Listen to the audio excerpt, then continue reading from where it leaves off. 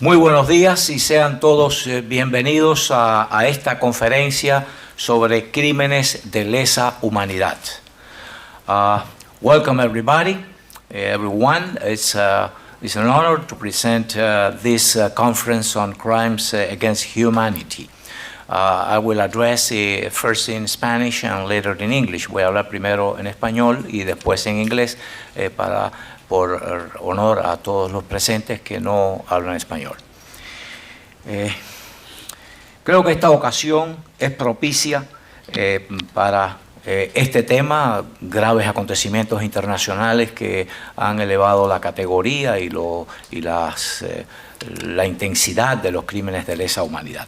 Así que comienzo con la introducción. Se consideran como crímenes de lesa humanidad o contra la humanidad aquellos delitos especialmente atroces o de carácter inhumano que forman parte de un ataque sistemático contra una población civil y que se cometen para aplicar políticas de un Estado o grupo. Los crímenes de lesa humanidad son una de las 4 clases de crímenes que las Naciones Unidas consideran de mayor trascendencia para la comunidad internacional. Para el enjuiciamiento de los crímenes de lesa humanidad existe el principio de jurisdicción universal, según el cual cualquier Estado puede enjuiciar y condenar penalmente a sus autores independientemente del lugar donde los mismos hayan sido cometidos. Debido a que por su propia naturaleza la afectada es la comunidad internacional y la humanidad como tal.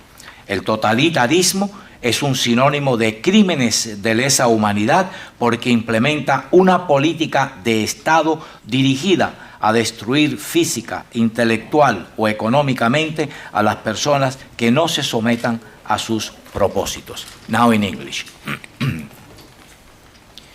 Crime against humanity means any of the crimes committed as part of a systematic attack directed against any civilian population and following policies of a state or a group. Crime against humanity is one of the 4 categories of crime which United Nations deems as having the highest impact on the international community. The principle of universal jurisdictions provides for the right of any state to create a tribunal to judge and sentence the responsible individuals of such crimes, independently of a place or country where those crimes were committed, because by its own nature, those crimes affect the international community and humanity as such. Totalitarianism is synonymous to crimes against humanity because it uses policies aimed at destroying physically, intellectually, or economically all people refusing to submit themselves to its mandates. And now, ahora, para comenzar formalmente y como corresponde, con Dios primero, esta conferencia, invito a la apóstol Cristina María Rodríguez a que nos pronuncie la invocación. Now, to begin, as is proper, with the Lord first, I invite Apostle Cristina María Rodríguez to lead the invocation. Cristina.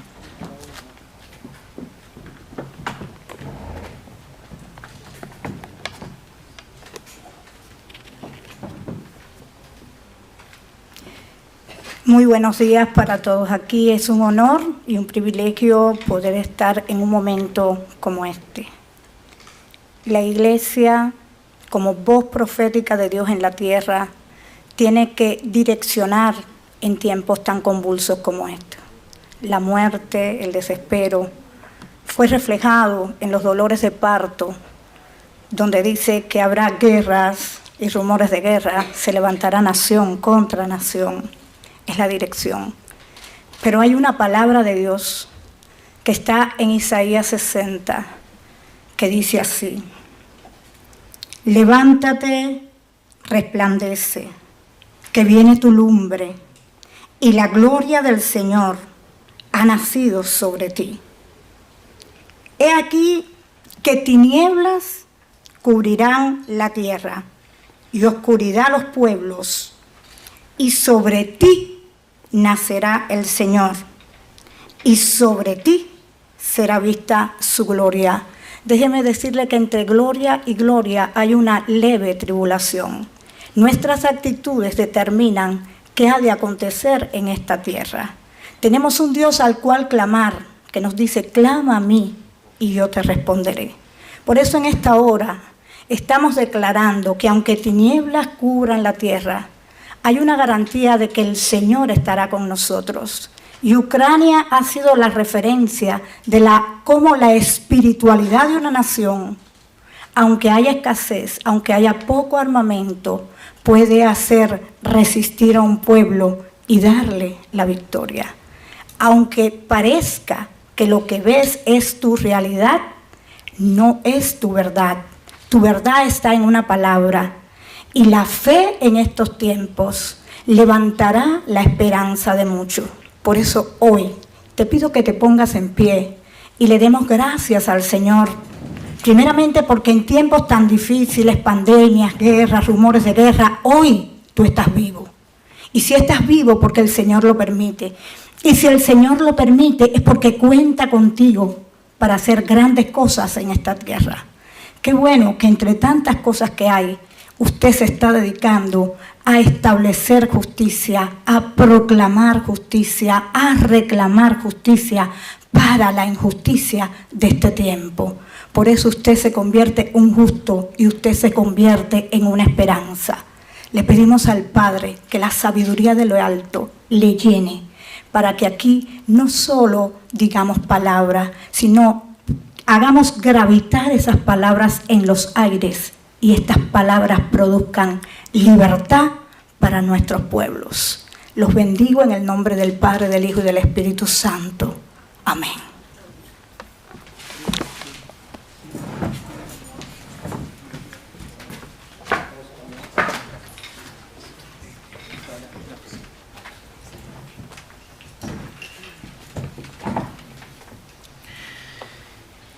Y ahora para hacernos darnos las palabras de bienvenida, tengo el honor de presentar al chairman del American Museum of the Cuban Diaspora, de este museo de la diáspora cubana en los Estados Unidos, y presidente de la Fundación Inspire America and chairman of the Inspire America Foundation, Marcel Felipe.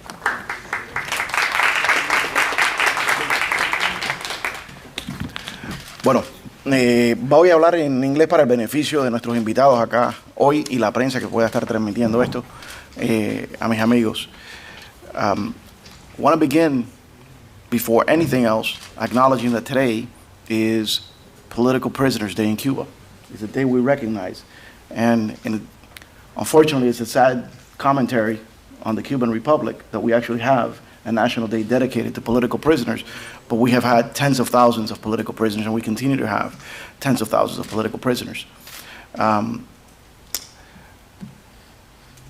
folks tell me, how is it that this young museum has so many activities? You guys really work tirelessly. Our staff does work tirelessly, but the reality is that this museum is now the command center for our community, for the Cuban exile community. And we don't really plan these events. We have great leaders like Orlando who brings together, and we basically are the runway for Orlando's activities and the activities of so many others in our community. And that's how we get it done, because finally, I think we've gotten to the point in our community that we understand that whatever may divide us is certainly not as strong as that unite us. The common cause to have one free Cuba that we're working towards, and that we will very soon, I think, be able to enjoy. When we, to say a few words about the museum, take my 2 minutes of fame to be able to brag about the museum. When we took over this museum a little less than 2 years and a pandemic ago, it was a brand new museum with no funding. It was operating at a serious deficit, and none of the vendors were being paid on time. 2 years later, the museum is now operating at a surplus. It has permanent grant for all of its operations. We have a healthy, robust staff. All of our vendors are paid ahead of time. And we're now preparing to be able to launch, by the beginning of this coming school year, an exhibit that will tag on the victims of communism academic proposal and have the entire experience of how Cuba went from being a democratic republic to the Batista era and then to the Castro era, how communism was implemented in Cuba, detailed to the level, chronicling the firing squads, the crimes against humanity that have been committed in Cuba, the executions, the massacres, the implementation of control over the education system, over all aspects of society, the political prisoners. And so that will then transition and finish with what Cuban Americans have done both here in the United States and what they continue to do to strive for a free Cuba, and in a greater sense, document what we have done to help freedom all over the world. There's sometimes an untold story of folks like the Miami medical team that for so many years went anywhere there was conflict in the world, anywhere where communism was either threatening to take power or was already in power, and helping those in battlefields all over the world. So that's what the museum is going to attempt to capture. I really welcome you to come back and check in with us in September. Today, we capture on a very, very relevant topic, the topic of crimes against humanity, which is a very broad topic, and we've put together an excellent panel of experts for you. This is very relevant for the Cuban community. It's not theoretical, and it's not half a world away. It's something that touches us very dearly, because not only is it something that we're going to have to reckon with in the aftermath of communism in Cuba, but something that can be used, and hopefully we'll talk about this a little bit, something that can be used to hasten the demise of the regime. And we can discuss how that works in particular. So without more, thank you for coming. Thank you to all the organizers for choosing this venue once again, and I hope to see you guys much more often. Thank you.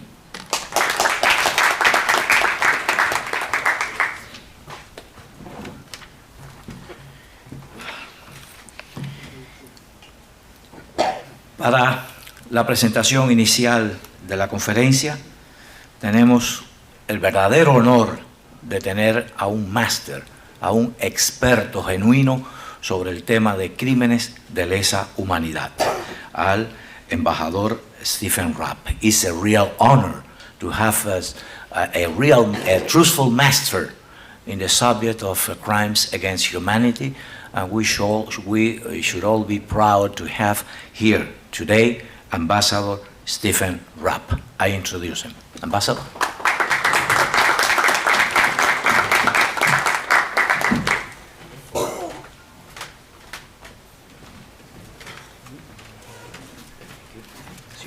Gracias, Leonardo. Buenos días. It's a great honor for me to be with you today at the American Museum of the Cuban Diaspora.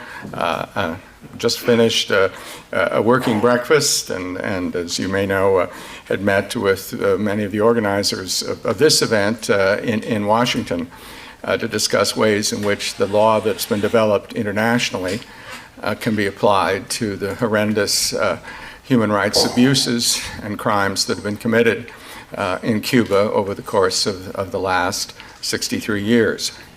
We heard of one anniversary. This is indeed a week to commemorate many horrendous violations of human rights. Yesterday was the anniversary, the 5th anniversary of the poison gas attack by the Assad regime on the civilian population of Khan Shaykhun in Syria. As we heard from Marcel Felipe, today is a day to honor political prisoners in Cuba, and tomorrow, a day that resonates certainly with work that I was honored to do for 6 years, is the day that we commemorate the commencement of the Rwanda genocide, the murder of 800,000 men, women, and children in Rwanda that began 28 years ago tomorrow on April 6th, 1994. It began as a plane was shot down on approach to the Kigali airport, and within hours, mass killings were occurring across the country. It was exactly according to a plan that an informant had provided, had described to General Dallaire, the force commander of the UN peacekeeping force, Canadian general. But he was prevented from New York by the powers that be on the Security Council and by the UN Secretariat from taking any action to even disarm the attackers. But as was predicted in the informant's plan, it was set up so that 1,000 Tutsis could be killed every 20 minutes.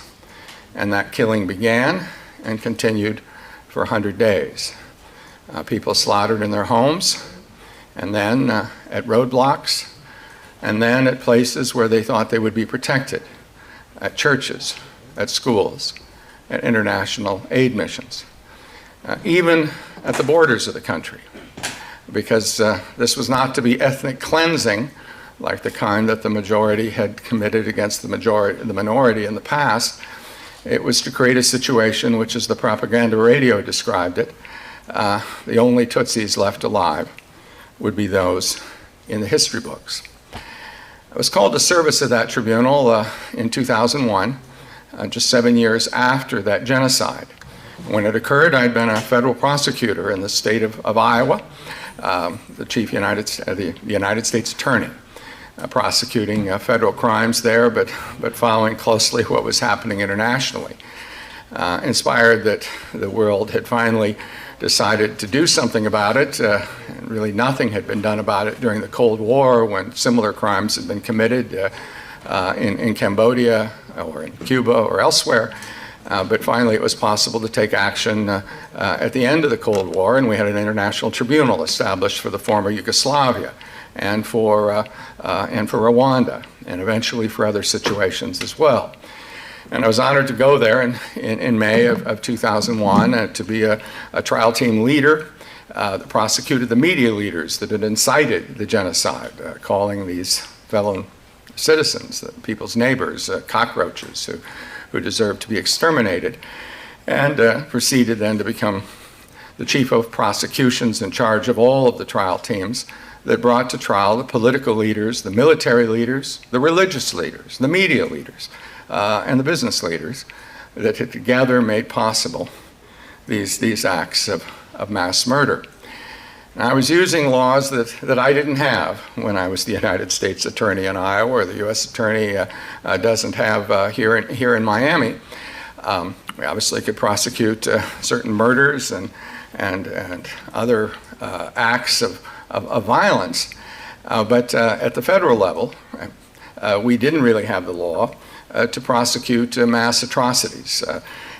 We had taken a long time, 40 years in the United States, to even ratify the Genocide Convention that had grown out of the horrors of the Holocaust. Only became against the law in the United States in 1988, and then didn't apply to genocides committed abroad. We did have war crime statutes, but the war crime statute in the US has never been used. But we did not have a statute on crimes against humanity. This conference today is about crimes against humanity. And this was a code of law that was actually developed under American leadership at the Nuremberg War Crimes Tribunal. And leaders, particularly in the Holocaust, were convicted of crimes against humanity, where some of the other military leaders were convicted rather of war crimes or of crimes relating to the aggressive war that was waged by the Nazis. But crimes against humanity, as we heard earlier from a speaker, are crimes committed, crimes of violence, committed as part of a widespread or systematic attack against a civilian community. Now, we often hear the most horrendous crimes in world history are genocide, and indeed, quite often that's the case. But also, and it particularly happens with regimes committed by regimes of the left, they aren't done on an ethnic basis. The perpetrators and the victims are both of the same ethnicity. They're committed ostensibly on a political basis. And genocide does not include the killings of members of a political group. Only ethnic, religious, and national groups are included as protected under genocide. War crimes, potentially can be used, comes from the Genocide Convention, and certainly today we see war crimes committed in Ukraine. But to have war crime jurisdiction, you have to have a war. And a war is not just a matter, and isn't specifically a matter of even fights in the street where government may be shooting down demonstrators. There's not, to have a war, there has to be two sides in active combat. There has to be control of territory. That certainly sometimes occurs at the beginning of a political situation that leads to a leftist regime, but usually the crimes are committed by the regime itself. Now, many looking at crimes against humanity in this condition of attack say, well, doesn't attack require, like Rwanda, waving a machete or this kind of what we call kinetic action? Military talks that way. No, that kind of attack can be done more insidiously by secret police who grab people in the dead of night, by agents of the state who torture them in crowded dungeons, by agents of the state who execute them or commit other horrendous acts against these individuals. Those are acts of violence. And when they're committed on a widespread or systematic basis, that is a violation of the code of humankind. And the law of crimes against humanity is part of international law since Nuremberg. And a tribunal can be established to enforce that law, or nations themselves can adopt, and most nations have, a crimes against humanity statute. We haven't yet done that in the United States, and I'm hopeful that during the present crisis that will occur. But just to talk about the range of crimes against humanity that we've seen along these lines. Most people are familiar with the killing fields of Cambodia, and sometimes looking at that period, one thinks about the conflict that occurred really at the end of that period, when Vietnam intervened and overthrew the most extreme communist government that we've ever had, that run by Pol Pot. But up until the very end, it was the government itself committing acts against its own people, driving everybody out of their cities in order to create some kind of utopia that would be rebuilt from the year one, with, of course, elderly and disabled people dying or being killed by the side of the road. A whole system of prisons and gulags where people were tortured to implicate their friends, and those friends then tortured to implicate others. And if you've ever been to Phnom Penh, you can go to Tol Slang, where a former math teacher ran a torture place for 18,000 people who each turned in others. And when the Vietnamese arrived and took Phnom Penh in January of 1979, there were only 7 survivors of the 18,000 people that had been there. Fortunately, it was eventually able to establish a tribunal that prosecuted some of the senior leaders, but frankly not enough because of the control that the current government, pro-China government of Cambodia has. But at least the senior leader, the number 2 survivor of Pol Pot, was convicted of massive crimes against humanity. The chief of state was also convicted, and his appeal should be resolved in the course of the next several weeks. There are other situations quite like that. North Korea, truly a gulag state, if there ever were one, where people can be imprisoned for 3 generations. Father, grandfather, father and mother, and children, all at the same time, because the pollution of opposition to this rigid regime is viewed as something that's carried between generations. A commission of inquiry was established in regard to those crimes, led by a great Australian jurist, Justice Kirby, 10 years ago. It found that these were massive crimes against humanity and really required referral to the International Criminal Court. Any effort to do that, however, has been blocked by China. We'll be talking a lot today about Syria. And in Syria, we have a government, the Ba'ath Party government, which is the party of pan-Arab socialism, led by Bashar Assad, or formerly led by his father, Hafez Assad, really in control of the country for now almost 60 years, formally in terms of the Assad family for 52 years. And they've committed massive crimes all through the regime, but particularly during this last period. And we'll hear from Omar al-Shogri, who spent 3 years in detention, tortured, forced to write numbers on the bodies of even his cousin. Bodies that were then later depicted in photos taken by a Syrian regime photographer, a military police photographer, a person we know as Caesar, who came out of the country with 50,000 of those photos that's provided great evidence of those crimes. Recently, we also have a person we call the gravedigger that was involved for 7 years in burying tens of thousands of victims of the government's crimes. And these are the crimes in detention. There were also, of course, attacks on hospitals, use of poison gas, as I described elsewhere.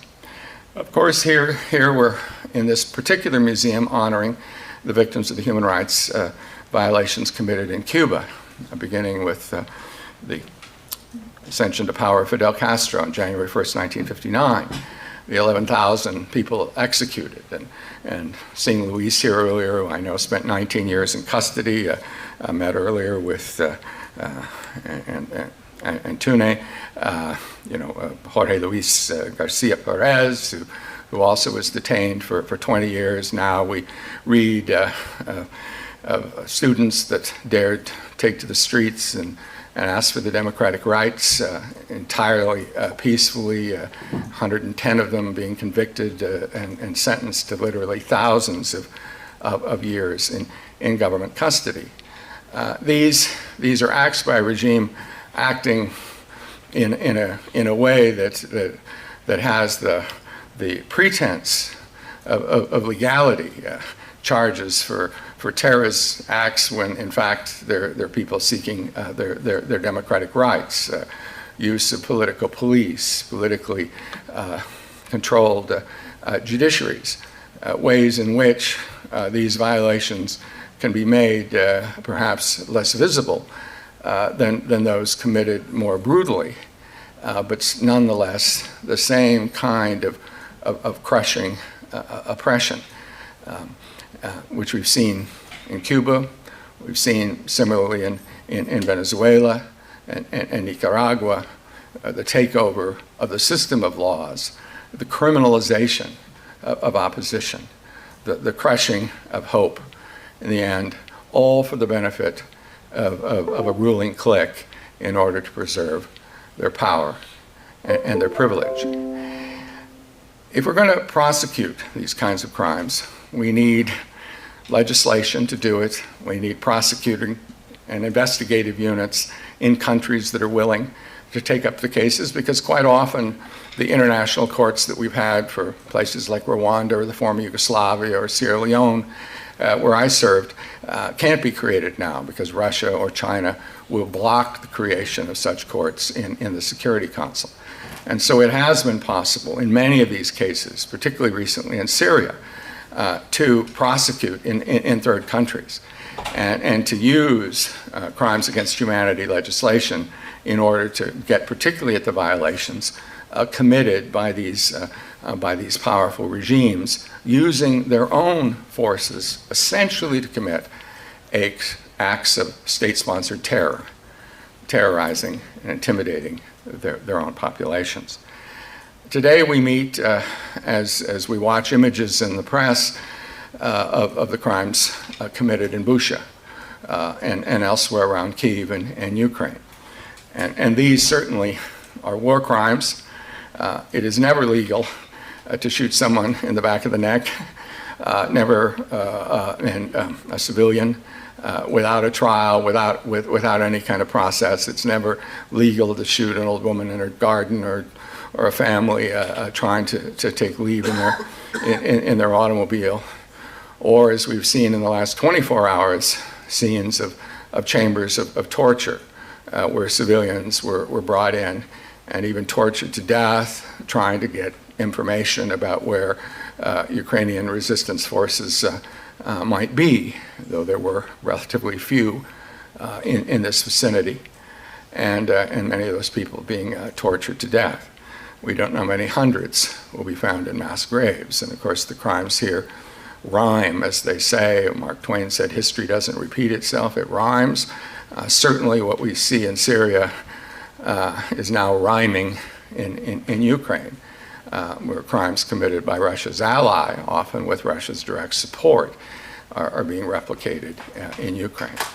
Those crimes are committed in the context of a war, and so they can be prosecuted as war crimes. But they can also be, and without any connection to a particular combat operation, prosecuted as crimes against humanity.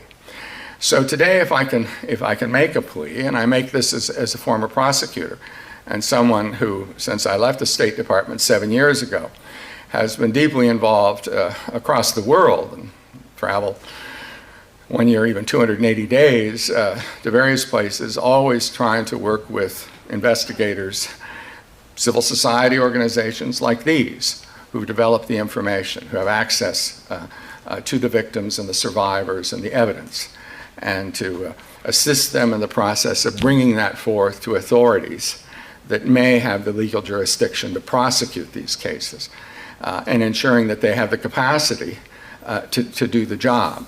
And we've had some success now, as I say, in the Syrian context in Europe. We'd earlier had it in Rwandan cases.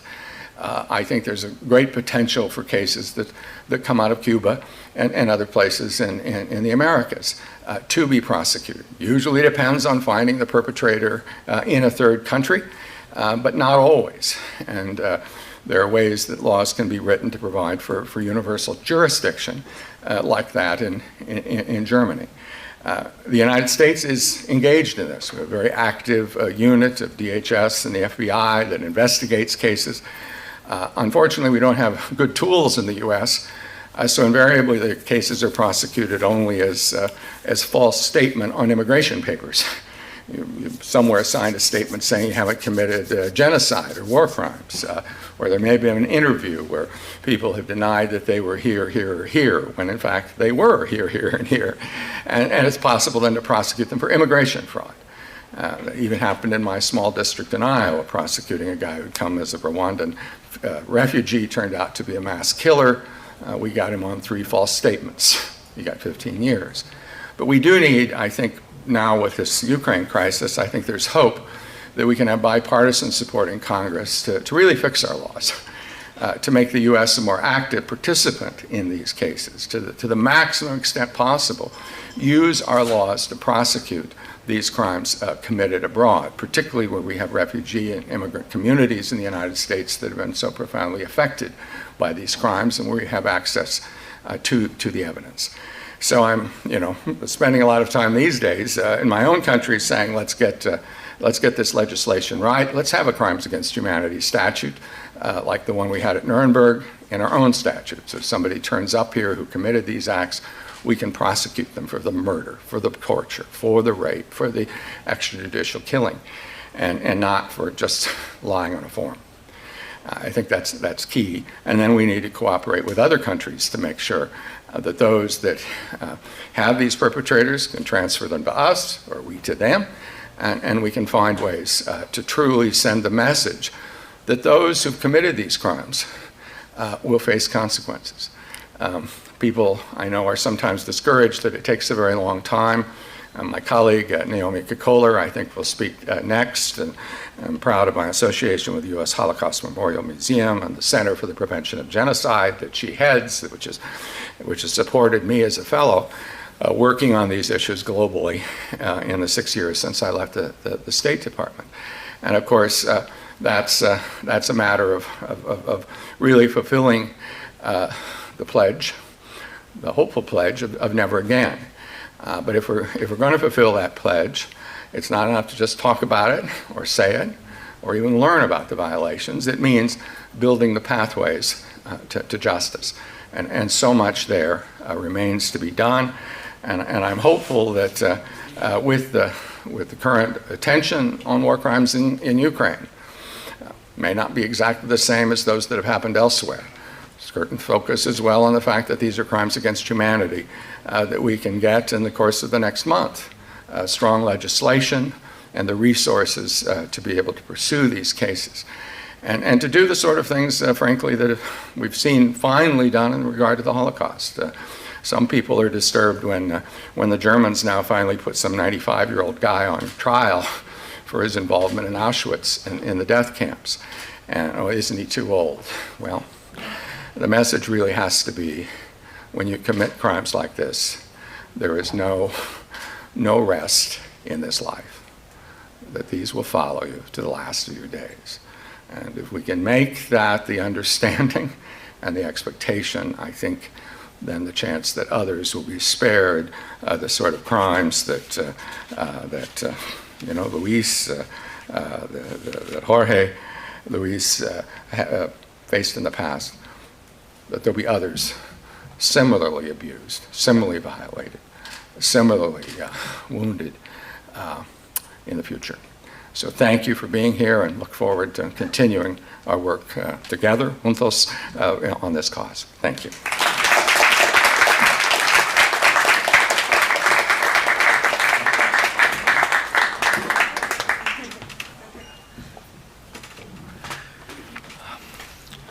Ahora vamos a tener el honor y el privilegio de presentarles a una gran experta, una gran conocedora del tema de los crímenes en contra de la humanidad. Les presentamos desde Washington, vía Zoom, a Naomi Kikoller, que es la directora del Centro para la Prevención del Genocidio de los Estados Unidos, es la directora del Centro para la Prevención del Genocidio, repito, del Museo de Washington sobre el Holocausto. Please, Naomi Kikoller. Thank you so much. It's an honor to be able to join all of you who are at the American Museum of the Cuban Diaspora today. It's a deep honor to be part of this expression of solidarity between the Cuban, Syrian, and Ukrainian community. The Cuban community understands all too clearly the importance of standing in solidarity and the tragic reality that needs to endure for decades. For 11 years, the actions of a dictator have been devastating the Syrian people and nation, a nation whose social fabric has been destroyed and that continues to be governed by an individual who, as Ambassador Rapp so eloquently outlined, has perpetrated heinous crimes against humanity against his own people, a dictator that has been supported by the actions of those in Moscow. This is a situation where thus far impunity has prevailed. Today, as we gather, there are tens of thousands of Syrians who are in detention, enduring torture, facing death. Hundreds of thousands of families, who many of you have experienced a similar phenomenon, who yearn for any information about the whereabouts of their loved ones. In Idlib, the Syrian-Russian alliance continues to threaten civilians. This is a region that has for years faced aerial bombardment, where children have been murdered playing outside and hiding in makeshift shelters. There are over 150,000 people who have been arbitrarily detained since 2011. Behind each number is a person, a young man, a pregnant woman, a small child. These are the most vulnerable of the vulnerable today in Syria. This is not a conflict or a crisis that has ended. This is not the time to speak of normalization with the Assad regime. Sadly, up until recently, the Syrian crisis had receded from the front pages of the newspapers. Today, we are reminded because of the horrors unfolding in Ukraine, horrors that are all too familiar. We saw Syrian forces enabled by Russia perfect the besieging of communities, the targeting of hospitals, the persistent and ruthless destruction of a nation with impunity. And the world did little. As eyes focus on Ukraine, as they should, we must also remain focused, as clear-eyed as possible about the realities of what is happening in Syria. For the Syrian people, their suffering continues. There is no clear end in sight, and thus the urgency of this conversation is all too glaring. It's hard not to reflect as we talk, especially in the United States, about tackling systemic discrimination and racism.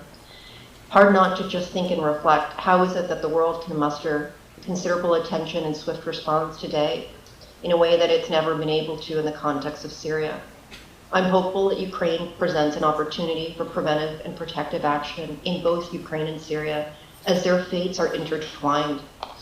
Since 2014, the United States Holocaust Memorial Museum has housed the heart-wrenching images of the Caesar file, men, women, and children subjected to unspeakable atrocities perpetrated by the Assad regime. Our institution is committed to educating the world about these crimes, highlighting the voices of ordinary Syrians who are saving lives and working towards a better future for their country, including the people who are joining you today, informing policy discussions about civilian protection and atrocity response, and advancing through the work of Ambassador Rapp and others the cause of accountability. We're deeply honored to be able to do this alongside our Syrian partners, countless heroes, women, and men who each day struggle to preserve human rights and protect. It's really imperative that each of us make sure that we continue to convey in all of our conversations with policymakers, with friends, with the media, that it is the Syrian people who are being targeted. These are innocent civilians. The Assad regime has gone to extreme lengths to try to portray them as threats, as terrorists from within. That is not what is happening. And we cannot, a decade on, allow the Assad regime to prevail, to continue to state any responsibility and accountability. And we cannot allow people to continue to be targeted and be the victims of crimes against humanity. As an institution, we know all too well the painful cost of indifference in the face of crimes against humanity. What many often forget is that the crime most prosecuted in Nuremberg for the Holocaust was crimes against humanity. The Syrian people deserve justice.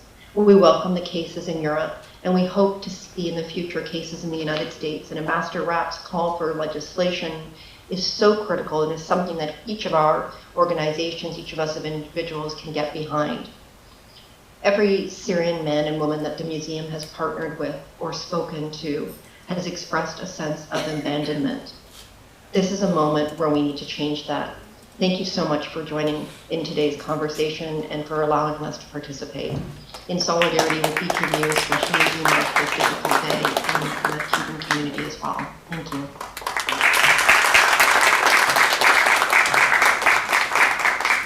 Thank you, Naomi.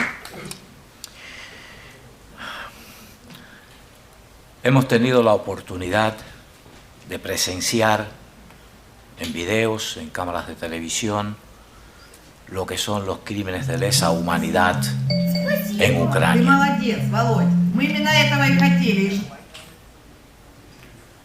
Hemos tenido la triste ocasión de ver en vivo y en directo, a través de las cámaras de televisión, los videos y los reportajes de prensa, lo que son los crímenes en contra de la humanidad, crímenes de lesa humanidad, crímenes contra toda la humanidad. Y lo hemos visto en Ucrania. Una guerra, pero donde se han cometido crímenes monstruosos contra la población civil y de forma indiscriminada. Eso califica dentro de crímenes de lesa humanidad. Para tratar precisamente lo que está ocurriendo en Ucrania, tenemos a Michael Sawkiw.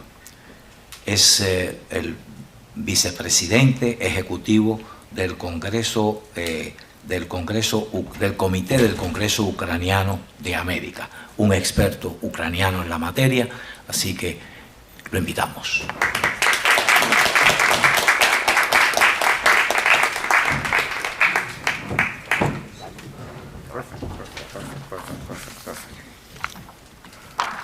Buenos días. Gracias por esta invitación. It's an honor and it's a pleasure to be here this morning. Thank you for the organizers. Thank you for hosting here at the American Museum of the Cuban Diaspora. This is an opportunity to gather various ethnic groups, ethnic organizations, political elites to discuss the situation of war crimes, to discuss the situation of crimes against humanity.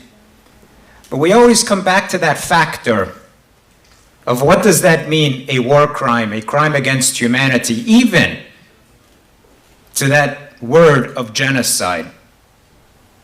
It all relates back to a phrase of never forgetting or never again.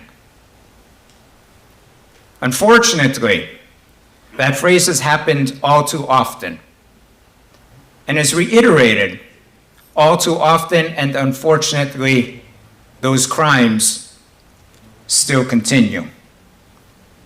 It seems to be a theme when discussing historical events of significance.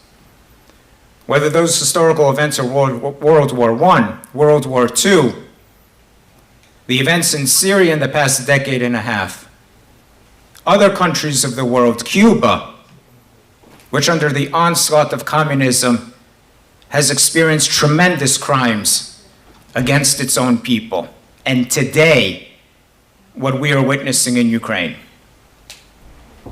But what we are witnessing in Ukraine is not just happening in the past 41 days since February 24th. This has been going on for the past 8 years, since Russia's illegal occupation of Crimea, an invasion of eastern Ukraine in the Donbas region. But this has also been going on against the Ukrainian nation for decades upon decades. The poignancy which brings us together today, I think, is actually quite surreal. If you take the example of Syria, you take the example of the destruction of a city named Aleppo, you fast forward 11 years, and that same destruction has happened to the Ukrainian city called Mariupol.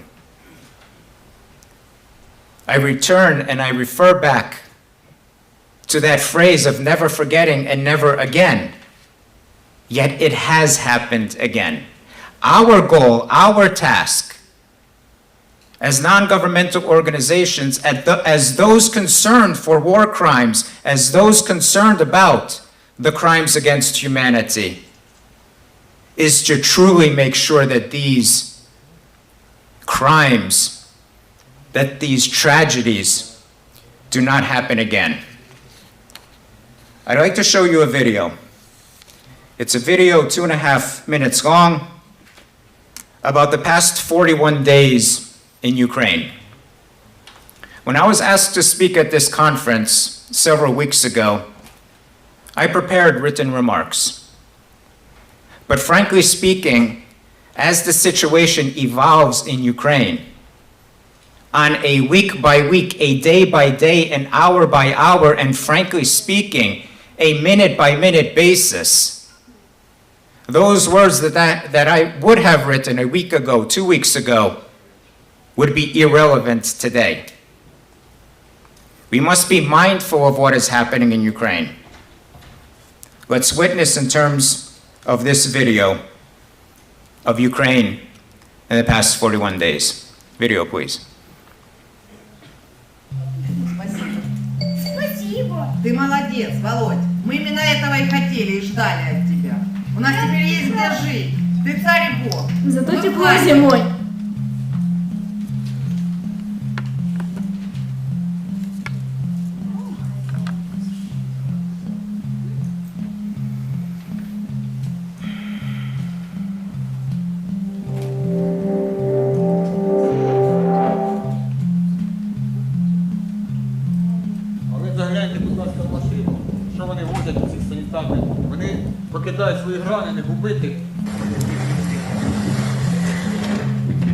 Terror for babies, even before they've been born. They rush to take her away. No safety here. Ukraine's president said a Russian airstrike caused this carnage and children are under the wreckage. Just look at the size of the crater. Мирное население, память.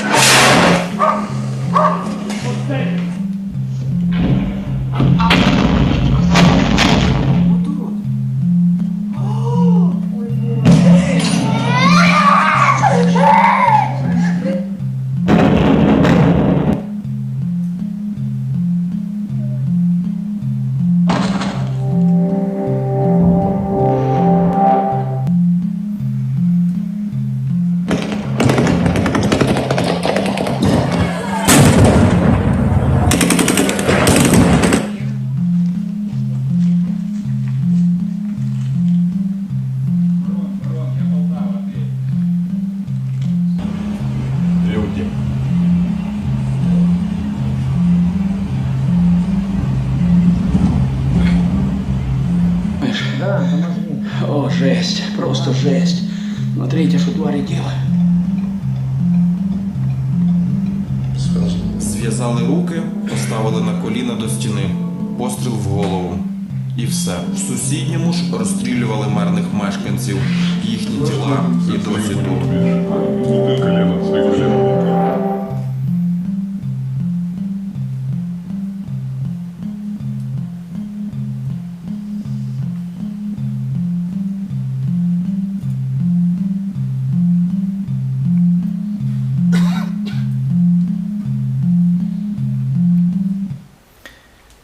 The last few days, we've seen the unspeakable horrors of what has now been documented in Bucha, a small town, a small village northwest of the capital of Ukraine. I'd like to read to you a quote from a 19th century philosopher named Marquis de Custine, who traveled to the Russian Empire at that time, met with various segments of the Russian society, from nobility down to even the serfs, came back and wrote his book, Letters from Russia. And when talking to a Russian civil servant, this is the quote that he wrote in his book. Russia lies, denies the facts, makes war on the evidence, and wins, unquote. This is what you have seen in Bucha for the past several days, as Western journalists have explored that city, and not just that city, but other cities in Ukraine, and noticed the true barbarism of what is happening to the civilians in Ukraine. If you think about the days leading to the latest onslaught of Russian aggression and its war against Ukraine, the leader of the Russian Federation, and I refuse to actually say his name, had produced 2 days' worth of diatribes to his nation about why it is necessary to attempt this particular military, quote-unquote, operation in Ukraine. He went so far as to say that the Ukrainian people do not exist, that Ukraine as a territory, as a country, does not exist. Ladies and gentlemen, those are genocidal thoughts and genocidal tones.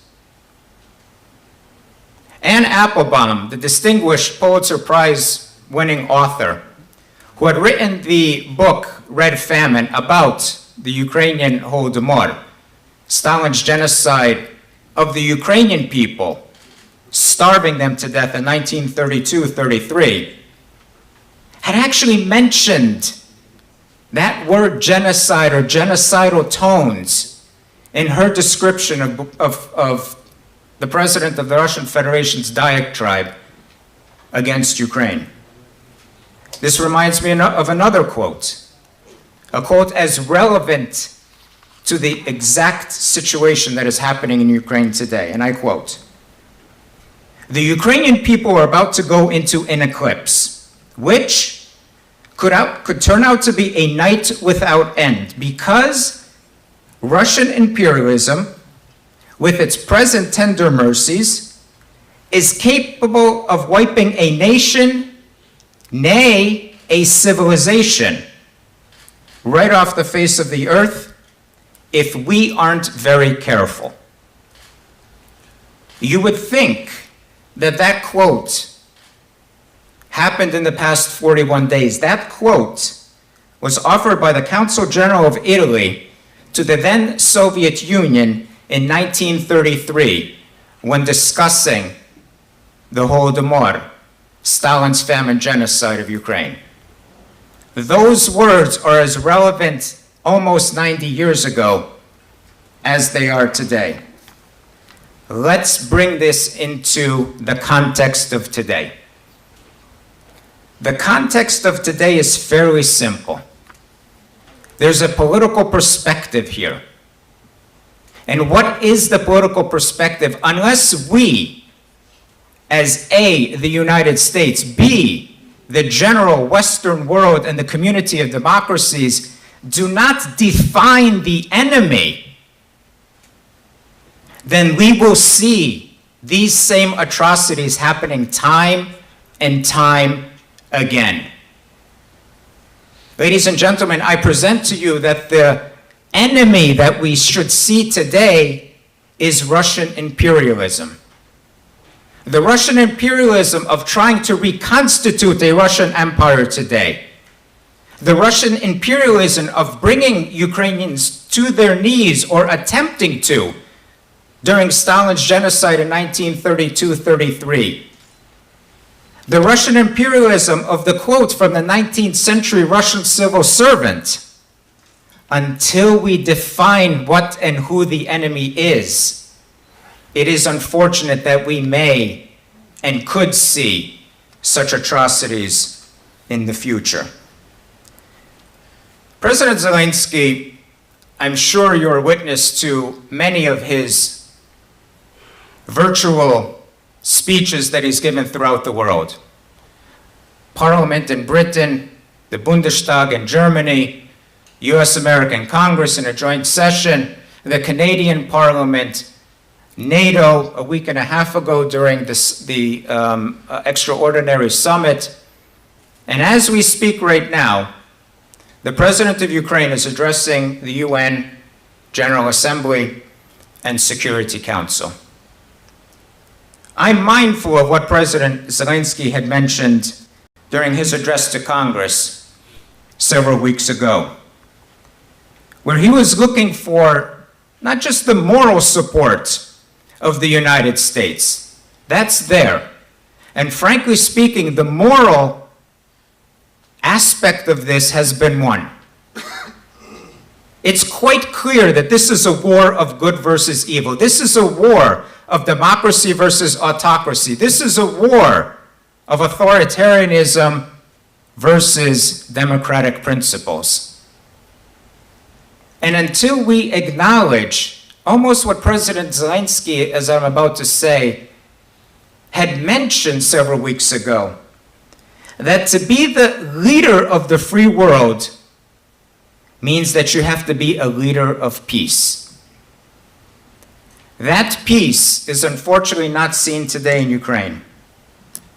There are many that say that we must look for a peaceful solution to the war, to the onslaught of these civilians mercilessly dying at the hands of these brutal thugs, to say it for exactly what it is.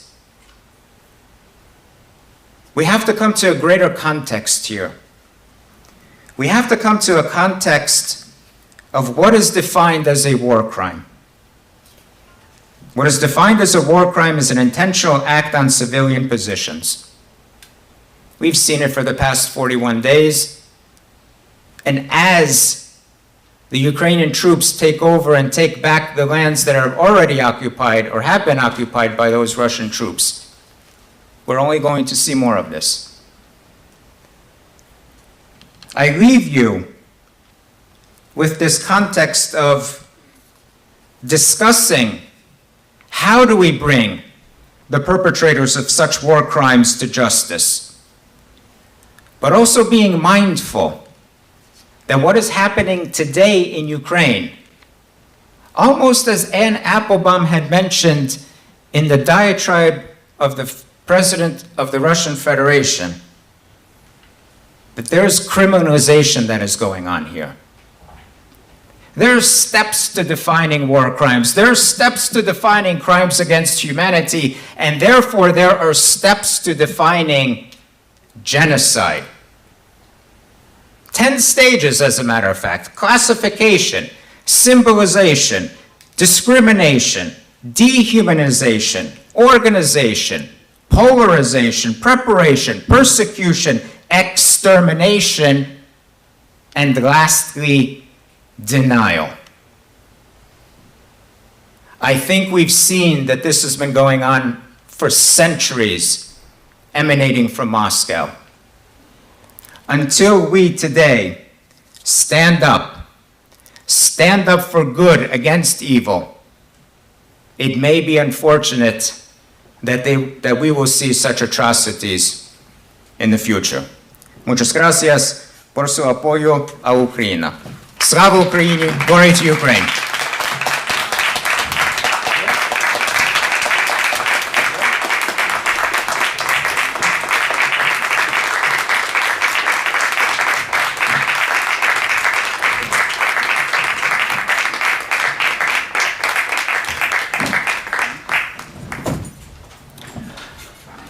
Otro de los lugares del mundo, países donde por más de una década se han estado viviendo crímenes de lesa humanidad, crimes against humanity, es Siria. Para hablarnos sobre esa tragedia que lleva más de 10 años ya, invitamos al podio primero a Mouaz Mustafa de las Fuerzas de Tarea de Emergencia de Siria, the Syrian Emergency Task Force. Mustafa, please.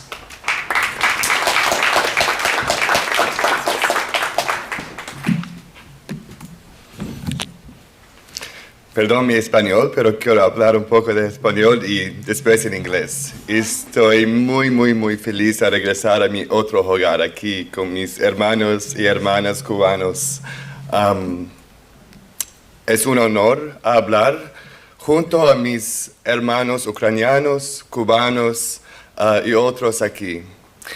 Y por mí estoy muy feliz porque tengo esperanza cuando estoy aquí, porque los dictadores de nuestros países son mismos. Putin, el régimen de Castro y Esquetel, Assad, son amigos, pero nosotros estamos familia y necesitamos trabajar juntos y luchar juntos por justicia, por pasar los crímenes en nuestros países.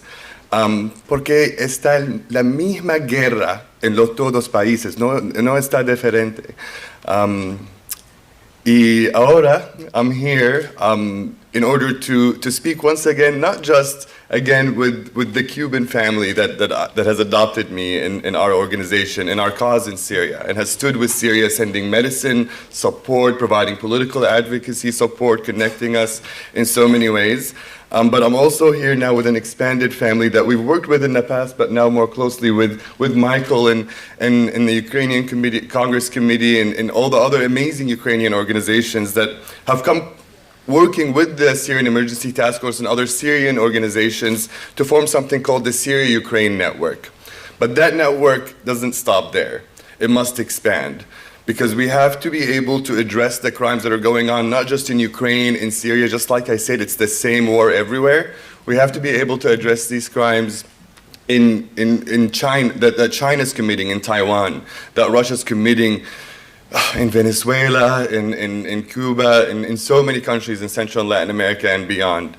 And although we see in Syria and Ukraine the mass graves, we have this documentation, there are many crimes that are being committed elsewhere that are going on in the dark. And that's why I believe that working all together here in the United States, but also abroad, we can continue the documentation of war crimes in all of these countries together. And with the support and help of individuals like Ambassador Stephen Rapp, we're able then to move forward on national, international prosecutions and other things. We must continuously raise awareness about what's happening. Today, people are paying attention to Ukraine, but I fear the day in the coming months where they'll stop and the news will stop getting on and nobody knows what's happening. Just like in Cuba, so many crimes, so many people get arrested, so many people are in political prisons, but it's not on the news. It should be every single day. Ukraine should be every single day. Syria should be every single day.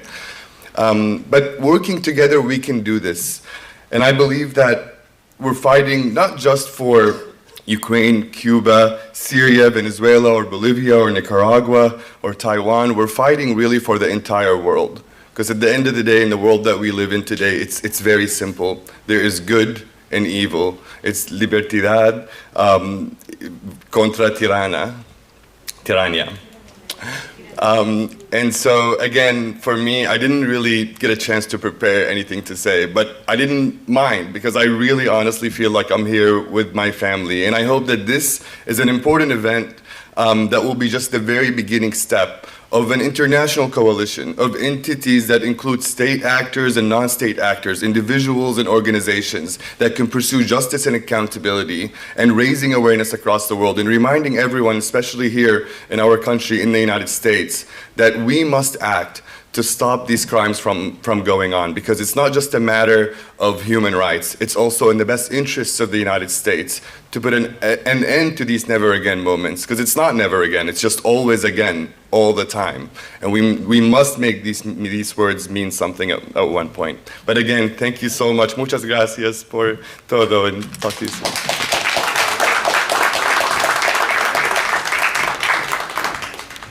Para continuar con el tema de Siria, vamos a invitar ahora al podio a Omar Al-Shobre de las Fuerzas de Tarea de Emergencia de Siria.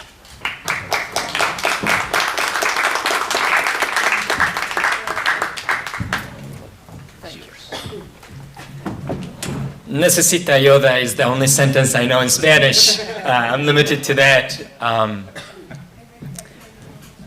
My mom's heart was broken when I was 16 years old. She was told that I died. She was told that I was killed under torture in one of Syrian prisons where I spent years of my life. Just imagine what I'm telling you. My mom had to arrange my funeral when I was supposed to be 17 years old in school. My friends would go to school and have a sign saying, "He left too early," believing that I died. Half a year later, during my time in prison, I received the news that my family was entirely killed. I received the news that they killed my childhood friends and they bombed my school. I did not have anyone to go out to, and the ones who were outside did not anymore wait for me, because for many times they believed that I died under torture. But firstly, why was I in prison in the first place? A 15-year-old kid knows nothing about politics or democracy or freedom or anything, right? You know, I was just going to school and I loved birds and I was in love with a young lady in school and I was living this, normal, dramatic life like any other kid who was 15 years old, and suddenly they attacked the house where I was. My hometown, we used to have protests, go to the street, ask for freedom and democracy. Even though the young generation, me, 15 years old, did not know what democracy meant. I just learned that the word of freedom was so beautiful. So I would say it. I would go to the street, I would jump and say freedom. And when I jump saying the word of freedom, I feel like I can touch the sky. It was so amazing feeling. I did not want not to have it at all. And I remember the day when they attacked the house. They took me and they took my cousins with me. My cousins, who were my best friends, the one I loved the most, spent most of my time with. And they died under torture next to me, and one of them died while I was carrying him, being tortured together with him. And day after day, I feel I became more lonely, had no one to look up to see, no one to live with or to live for.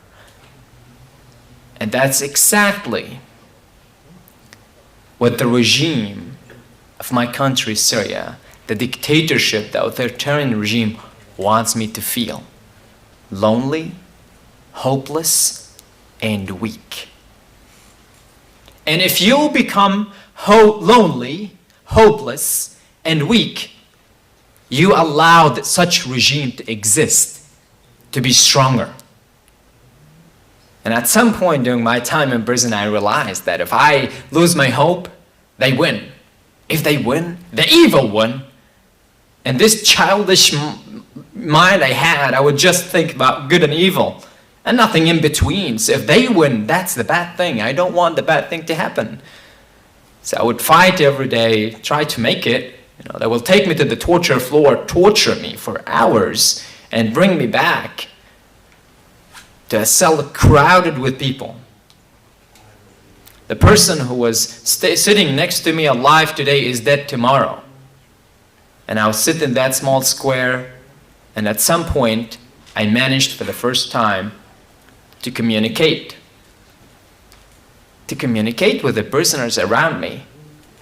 At first, we were all afraid from everything, including each other. But at some point, when I come back from the torture, the guy to my left started to tell me how to treat the wound that I had in my shoulder so the infection won't kill me. And he told me that he was a doctor. And the guy on my right, he started telling me how to treat the trauma that's being created in my head on a daily basis. He was a psychologist. And the guy in front of me, he was telling me how could we share our food fairly. And he was a lawyer. And the guy behind me, who was telling me what's wrong in the structure of this room, how they built it. And he was an engineer. And the other guy was a teacher. The other guy was economist. So I was surprisingly surrounded by the highly educated, emotionally intelligent people of my country.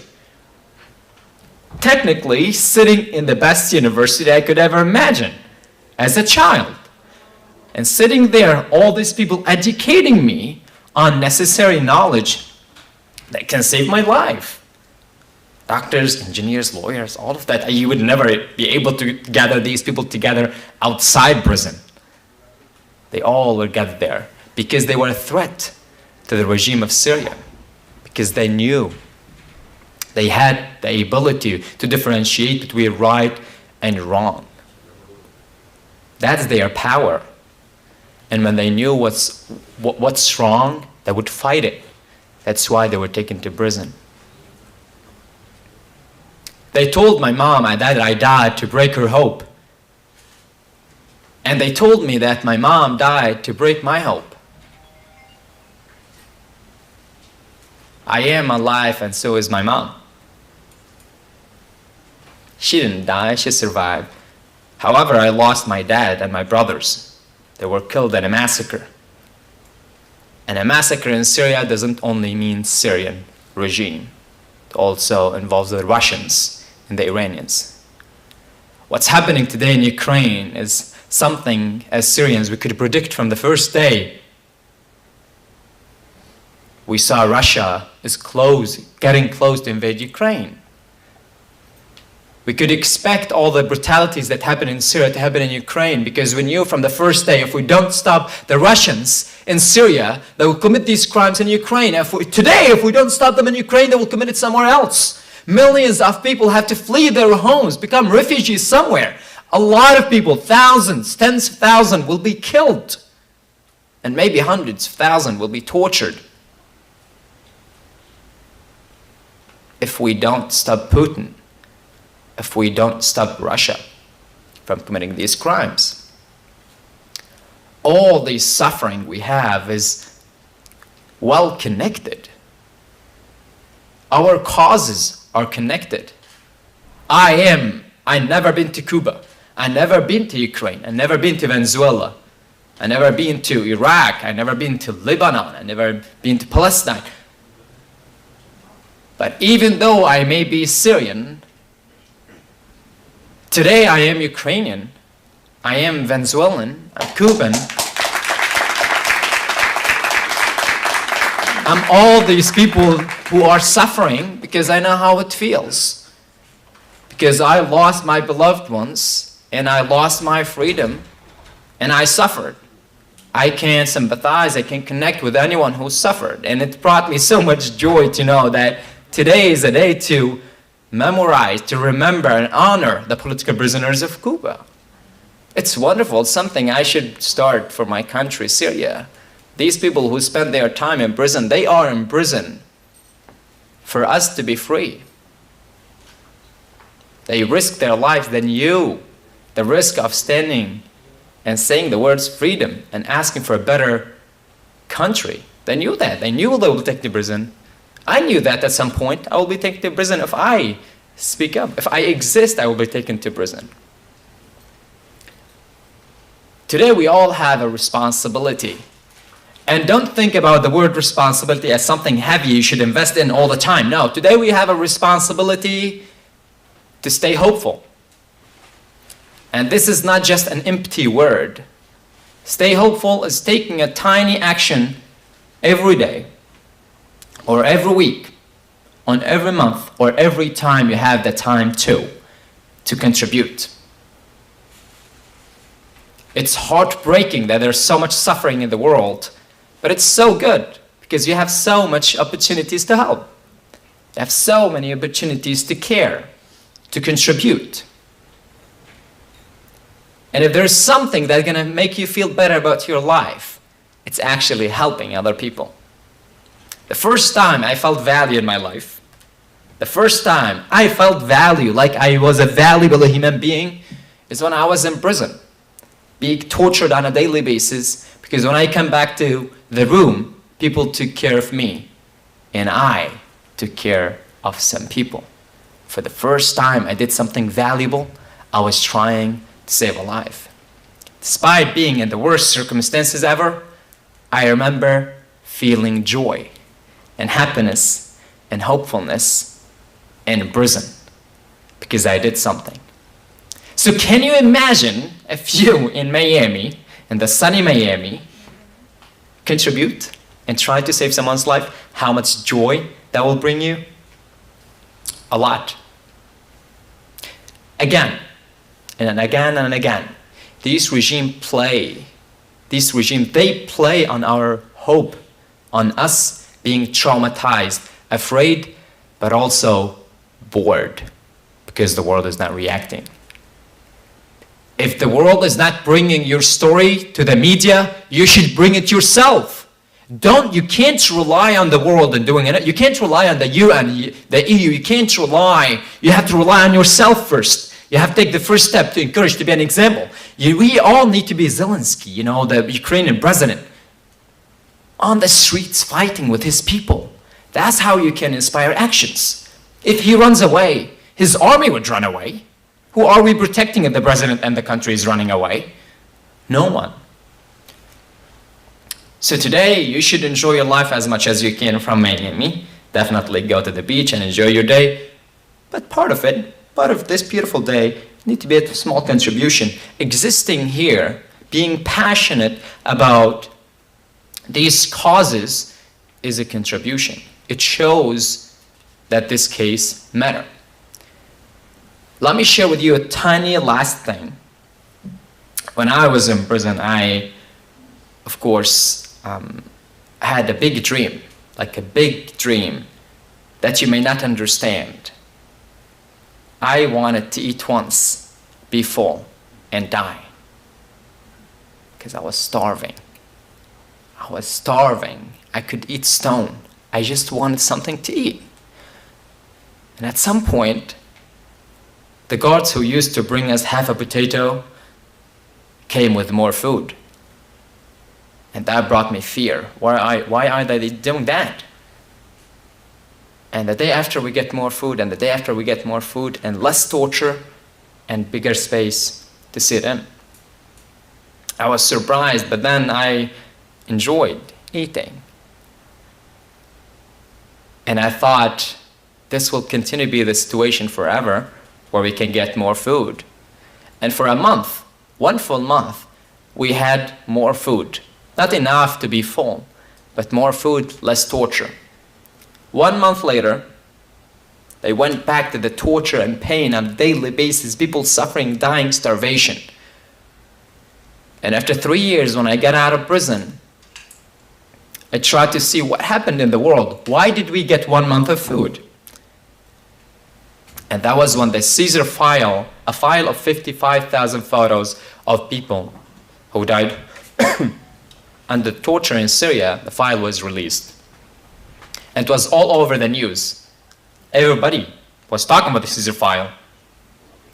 Everywhere, in every country. And the guards who are committing these crimes in these prisons, the presidents, everyone is following the news. They see how passionate you are, how much you share on your social media, how much the news put about this and this. So what happened is that they saw everyone in the world is talking about these crimes. So let's reduce the amount of torture. We don't know what's going to happen. We may be prosecuted for our crimes. So they stopped. They reduced their amount of torture and they gave more food. And then when you gave up, we get bored. You shared the news for 30 days and then you get bored. They went back to the same torture. So when you ignore what's going on, when you get bored of sharing on your social media or talking to other people about Syria or Ukraine or Venezuela or Cuba or any country where dictatorships or corrupted systems and regimes are killing the people suffer more. So it's in your hands as much as in my hands to stop this suffering by speaking up.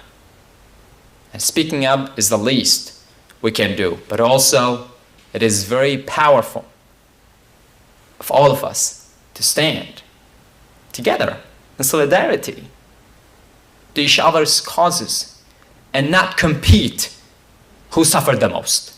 It does not matter who suffered the most. It does not matter if Russia killed 100,000 people or 1,000 people in two different countries. It does not matter. What matters is that there are criminals that need to be brought to justice. And as a human, you can't limit your care to one cause, if your own country. As a human, you need to care about everyone who is innocent, everyone who is suffering. And that's why we are here today.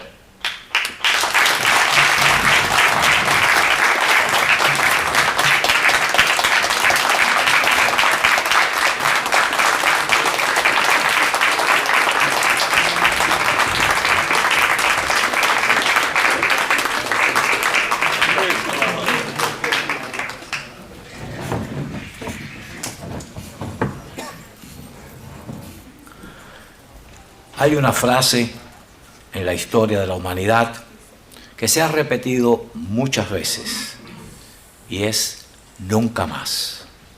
Sin embargo, se ha seguido repitiendo y hoy lo vivimos con mucha intensidad en Ucrania, lo acabamos de conocer directamente también que continúa en Siria y trágicamente Cuba lleva 63 años viviendo también el nunca más que sigue ocurriendo.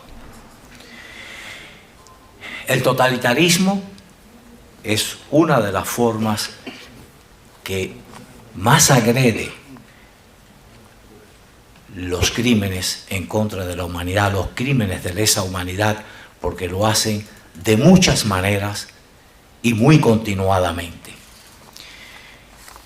Dentro de la pérdida de lo que ha padecido el pueblo de Cuba, no solamente en términos de libertad, sino de vidas humanas, de sufrimiento, de dolor, de tragedia, de división de familias, hay también un aspecto que creo que esta ocasión en que se está entrando en profundidad en el estudio y conocimiento de los crímenes de lesa humanidad, y que ha ocurrido en Cuba y que nunca se menciona y que creo que esta es una ocasión propicia para presentarlo brevemente, y es que se investigue como posible crimen de lesa humanidad los abusos y arbitrariedades sistemáticas contra los trabajadores cubanos, trabajadores que se les ha impedido trabajar, que se les ha expulsado de sus empleos, que se les ha discriminado por razones políticas, que se les ha impedido ejercer y disfrutar de sus derechos y que ha traído miseria, pobreza, división en las familias cubanas por más de 63 años. Ahora, para tratar este tema de Cuba, importante para toda nuestra ciudad, vamos a presentar un video que viene desde Cuba por una persona de gran respeto y de gran autoridad en Cuba, que es el exprisionero político Ángel Moya. Por favor, video. En Cuba, el régimen comunista no solo ha aumentado la represión política contra el pueblo, y contra la oposición. También ha recrudecido la represión y junto con la represión los métodos represivos del Departamento de Seguridad del Estado, fuerza represiva élite del régimen comunista, con el objetivo de fracturar y desalentar a los opositores cubanos, tanto organizados así como el pueblo en general. Estos métodos represivos que califican como trato cruel, inhumano y degradante, tortura, lo aplican desde la detención por las fuerzas represivas, que dicho sea de paso, vale señalar que estas fuerzas represivas son combinadas, puesto que están integradas por la Policía Nacional, elementos paramilitares organizados por el Partido Comunista y la Unión de Jóvenes Comunistas, así como la propia seguridad del Estado. Desde que te arrestan, lo hacen de forma violenta, dándote golpes, lo mismo con palos, los mismos golpes técnicos de las propias tropas especiales de la seguridad del Estado, que aplican para golpear, técnicas de karate. Te introducen esposados dentro de los medios que usan como transporte de los detenidos, y ya estando en los calabozos te vuelven a someter, de acuerdo al grado de rebeldía de los detenidos, a fuertes golpizas. Siempre las golpizas las dan con el detenido por razones políticas esposado. Participan en las golpizas varios elementos de la policía, de la brigada de respuesta rápida y de la seguridad del Estado. O sea, que las golpizas que les propinan a los detenidos son de carácter grupal, o sea, es en grupo, en la forma en que las fuerzas represivas golpean a los detenidos y esposados. Cada detenido es esposado con esposas metálicas atrás, con las manos en la espalda. Los detenidos los introducen en celdas oscuras, sin agua, junto a peligrosos delincuentes comunes, que en no pocos casos la propia seguridad del Estado usa a estos detenidos comunes para que golpeen, para que le quiten los alimentos, incluso el magro alimento que dan en las unidades de policía a los detenidos. Reitero, los detenidos, es importante que se conozca esto, porque a veces hablamos de tratos crueles, inhumanos y degradantes, y no hacemos una descripción en qué consiste o en qué consisten estos tratos. Por eso reitero, los detenidos por razones políticas son llevados a unidades de la policía lejos de su municipio, donde son golpeados de forma colectiva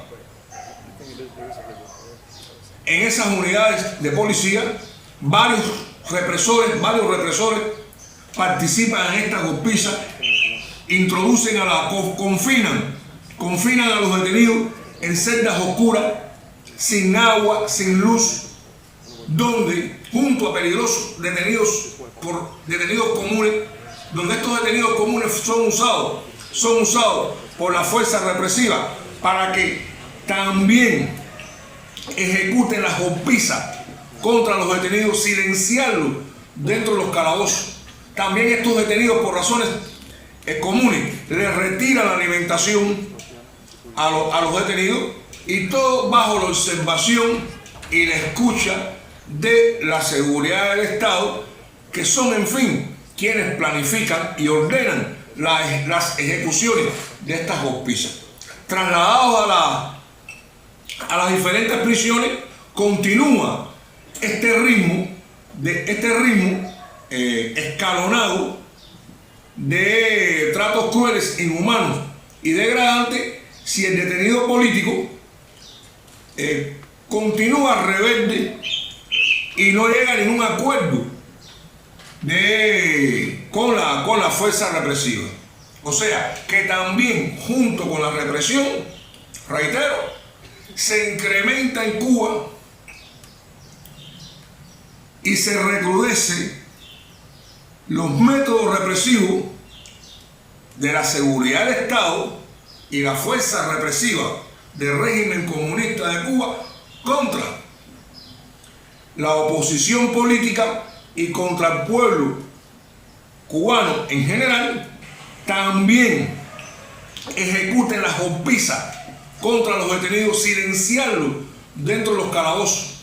También estos detenidos, por razones comunes, les retiran la alimentación a los detenidos, y todo bajo la observación y la escucha de la seguridad del Estado, que son, en fin, quienes planifican y ordenan las ejecuciones de estas golpizas. Trasladados a las diferentes prisiones, continúa este ritmo escalonado de tratos crueles, inhumanos y degradantes. Si el detenido político continúa rebelde y no llega a ningún acuerdo con la fuerza represiva. O sea, que también, junto con la represión, reitero, se incrementa en Cuba y se recrudece los métodos represivos de la seguridad del Estado y la fuerza represiva del régimen comunista de Cuba contra la oposición política y contra el pueblo cubano en general, si se manifiestan contra el régimen. Ejemplo de lo que digo, bueno, muchos, varios, sobre todo a partir del 11 de julio, fecha en que el pueblo salió a la calle a manifestarse públicamente y masivamente contra el régimen, desde Pinar del Río hasta la última provincia oriental. Testimonios sobre las torturas, las golpizas que han sufrido y todavía continúan sufriendo dentro de las cárceles cubanas. Muchos de los detenidos del día 11 abundan en las redes sociales. O sea, que no solamente es mi testimonio, sino en las redes sociales, familiares de las víctimas del 11 de julio denuncian las condiciones a que han sido sometidos sus familiares cuando fueron arrestados el día 11 de julio. Desde La Habana, Cuba, Ángel Moya Costa, expreso político y de conciencia.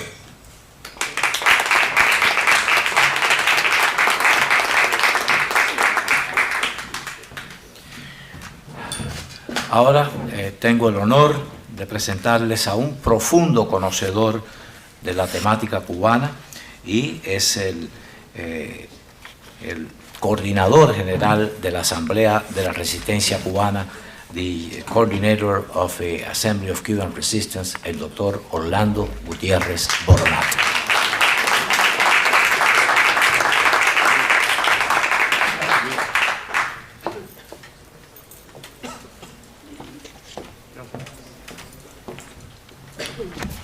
First, thank you all for being here in this great event for your unifying forces to fight against crimes against humanity. First and foremost, I want to thank the architect of this conference, and that's Muaz Mustafa, my Syrian brother. We met many years ago, and he has taken on the cause of Cuba and Venezuela, just like Syria, and has opened many doors and many things for Cuba that are not yet known, but he has. Thank you again, Muaz. And he brought us all together. So I'm very glad to have him here. And I want to thank the excellent team that helped put this together with the museum and with the Directorio, led by Maria Lima, by Professor Martin. Thank you for what you've done. The goal of this conference is to clearly identify, define, and join forces to fight against the doctrine of crimes against humanity. Crimes against humanity are not an accident. They're part of a strategy, of an ideology, like Ángel Moya was explaining. Recording stopped. And we are together at this moment, coordinating, unifying to fight against that doctrine. It goes under many different names, but it is a doctrine of totalitarianism. And that doctrine has cost the world, humanity, millions of lives. But the human spirit is such, it is so resilient that we see that in the darkest prison, under the darkest conditions, young men like Omar Shogre stand and fight for freedom. It's an honor to meet you, Omar. Welcome to the family.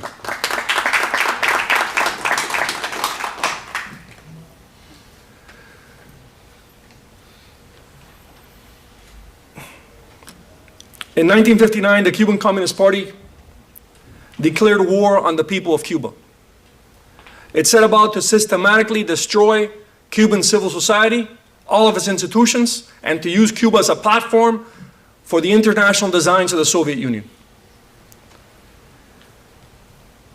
Article number 3 of the statutes of the Rwanda Tribunal clearly state that a crime against humanity is a systematic and prolonged attack against a civilian population for national, political, ethnic, racial, or religious motives. That is exactly what Cuba has suffered. And that attack has taken the form, the shape of massacres, concentration camps, murders, imprisonment, forced exodus. But Cuba has generally not been focused as a place of crimes against humanity, because socialist and communist ideology has worked to create a black legend of Cuba as this romantic place where equality had been achieved. That too is a crime against humanity. That too has legitimized the oppression and the repression of the Cuban people. So I thank you for your courage in stepping up and standing up for Cuba. I would like to briefly, before I finish my remarks, introduce you to some of the people in the audience who form part of a community of struggle of the Cuban people who rose up against this war to defend the nation. I'm going to leave some people out because I might skip someone. Please excuse me. But among the people who are here that I want to introduce to our panelists, Dr. Manuel Arzugaray, the founder of the Miami Medical Team, who has led Cuban exile doctors to 32 different countries where people were fighting against totalitarianism to set up hospitals and help the wounded and help heal those who had been victimized by communism or by any type of dictatorship. And he has led the drive for Ukraine that has been so successful over the past few days. Gracias, doctor. I want to mention a key leader of our community, someone that I greatly admire, Silvia Iriondo. Silvia is a survivor of the 24th of February massacre and a very successful member of our community who has dedicated her time, her effort, her energies, her courage to the struggle for freedom, as did her father, as did her family.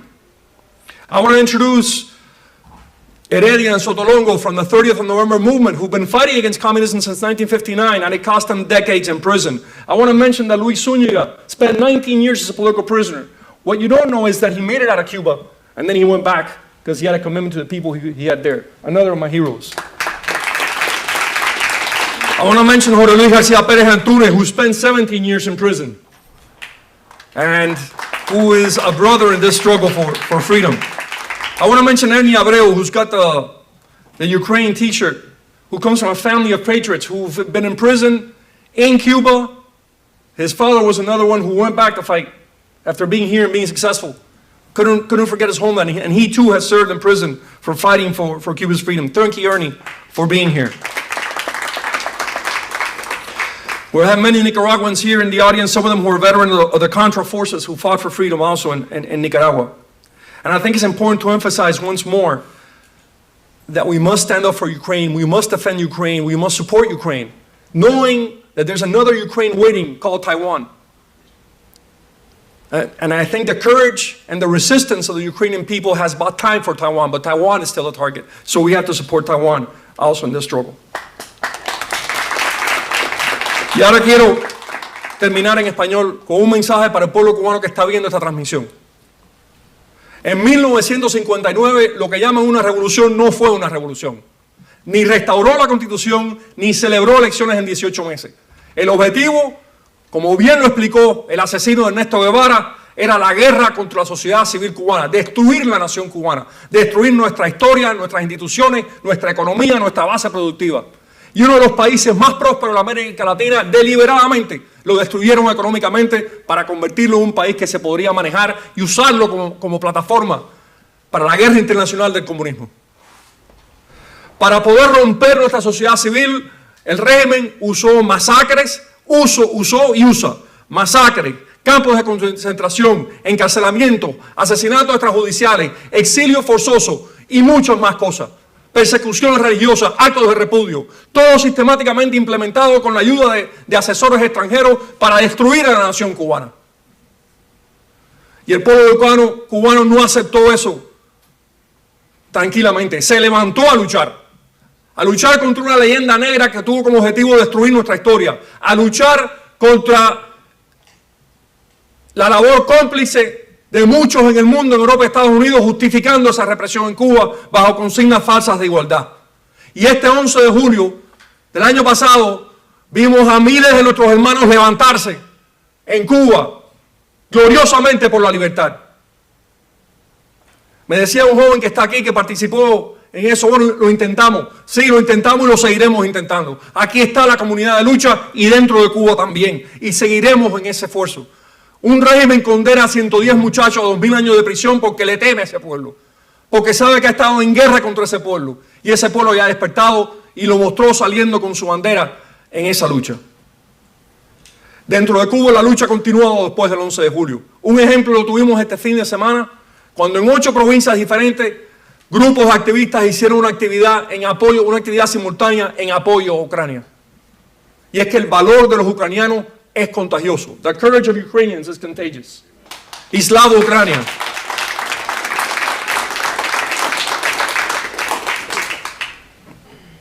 Hemos comenzado un proceso de apoyo al paro nacional que cientos de activistas están organizando en Cuba.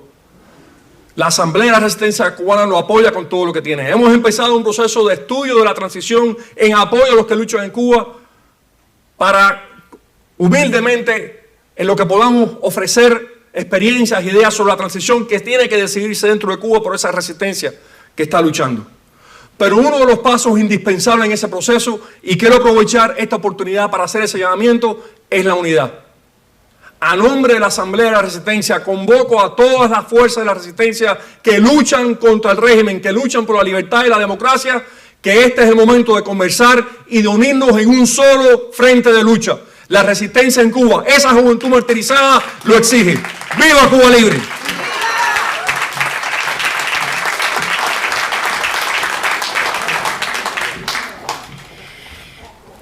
Precisamente para documentar, investigar y proveer la información necesaria sobre todos esos crímenes de lesa humanidad que se han cometido en Cuba, está la organización Justicia Cuba, una comisión internacional donde no participa ningún cubano. Expertos en la materia que han estado trabajando ya por años para documentar toda esa serie de crímenes que Orlando Gutiérrez acaba de mencionar. Precisamente tenemos acá a un destacadísimo miembro de esta Comisión Justicia Cuba, es un ex funcionario electo de Venezuela y es fundador de Justicia Cuba. Invito al podio a Martín Paz, por favor. Martín.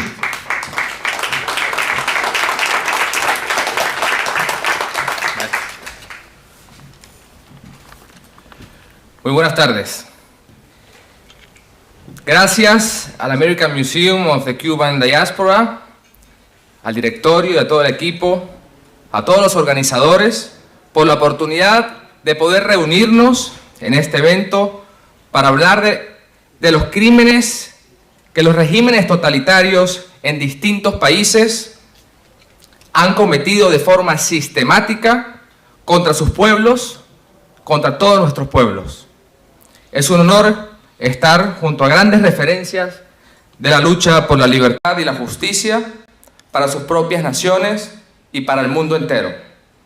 Hoy represento a la Comisión Internacional Justicia Cuba, que se encarga de la fiscalización y documentación de los crímenes de lesa humanidad del castrismo. Un trabajo titánico pero necesario, desarrollado por miembros de distintos países del mundo y encabezados por el jurista mexicano y presidente de la Comisión Mexicana de Derechos Humanos, René Bolio. Desde su conformación en el año 2017, esta comisión ha avanzado en la investigación y documentación a través de audiencias realizadas con víctimas, familiares de víctimas y testigos de crímenes cometidos por el régimen de los Castro desde 1959 en Cuba, como los emblemáticos casos del remolcador 13 de marzo, el ataque a los aviones de Hermanos al Rescate, los fusilamientos en La Cabaña, la masacre de Escambray, entre muchos otros, incluyendo el presidio y las torturas recibidas por quienes han luchado por la libertad y se han opuesto al totalitarismo. Además, hemos realizado audiencias y documentado casos cometidos por el régimen totalitario de los Castro fuera de la isla, casos como Nicaragua y Venezuela particularmente. En el transcurso de estos 5 años de trabajo, desde abril de 2017, se han realizado audiencias públicas en el Miami City Hall, en las instalaciones del Congreso de los Estados Unidos de América en Washington, D.C., con presencia de congresistas amigos de la causa cubana, en la sede de la Organización de Estados Americanos, OEA, así como audiencias especiales con víctimas y testigos de crímenes con participación de agentes castristas en suelos nicaragüenses y venezolanos, e importantes foros con víctimas y perseguidos políticos en el Congreso colombiano y en la sede del Congreso de Costa Rica, eventos promovidos por la senadora María Fernanda Cabal de Colombia y el diputado costarricense Dragos Dolanescu. De las audiencias públicas, entrevistas privadas e investigaciones realizadas, se ha determinado una lista, debo decir, aún en construcción, de 43 acusados de cometer crímenes de lesa humanidad contra el pueblo cubano, encabezados por Raúl Castro, todos ellos incorporados luego de haber sido acusados por al menos 3 fuentes distintas. En esta lista también se encuentra Ramiro Valdés, quien es conocido por dirigir la operación castrista en Venezuela que tantos crímenes ha cometido. No tenemos duda de que esta lista irá creciendo a medida que recopilemos más información e incorporemos más casos a la comisión. Así como tampoco tenemos duda de que hoy, dentro de la isla, funcionarios del régimen torturador saben que hay personas en el mundo que los estamos observando y que no dejaremos que las atrocidades cometidas salgan impunes. Hemos logrado el apoyo de la Organización de Estados Americanos por parte de su secretario general Luis Almagro, quien ha expresado que es vital que las personas sepan, que los represores sepan que no hay ni habrá impunidad para los crímenes de lesa humanidad. La iniciativa de la Comisión Justicia Cuba es indispensable para un verdadero cambio democrático en el país. Además, se han avanzado importantes trabajos en función de lograr uno de los más resaltantes objetivos de esta comisión, el de construir un tribunal internacional que juzgue los crímenes dentro y fuera de Cuba. Gestión que se viene adelantando en los congresos de Chile, Perú, Colombia y Costa Rica, gracias al incansable apoyo de diputados y congresistas de estos países, quienes entienden la importancia que tiene lograr justicia en Cuba para las víctimas, para sus familiares y para toda la sociedad cubana, así como el impacto que esto tendría en todo el hemisferio. Esta iniciativa ha sido ampliamente apoyada en una resolución firmada por la Organización Demócrata Cristiana de América, la ODCA, en su 22º Congreso, reunido en la ciudad de San José, Costa Rica. Y también este apoyo ha sido precedido por uno otorgado por la Internacional Demócrata de Centro, desde Bruselas, quien respaldó en una resolución la conformación de un tribunal ad hoc para los fines ya mencionados. Ambas organizaciones han extendido o han exhortado, a sus partidos, miembros en distintos países a apoyar desde sus respectivos espacios legislativos y ejecutivos a la labor de la Comisión Justicia Cuba en la creación de este Tribunal Internacional. A todo lo anteriormente mencionado, debo sumarle la gran cobertura de medios de todas las latitudes, a las audiencias, eventos y conferencias de prensa que han vuelto a poner en los titulares de los medios que en Cuba se han cometido y se siguen cometiendo terribles crímenes de forma sistemática contra la población. Esto sin duda nos ha ayudado a dar por enterados a muchos de estos criminales sobre la posibilidad cada vez más real de que sean juzgados por las atrocidades cometidas, así como también regresarle la esperanza a muchos familiares que tienen años, décadas, esperando justicia.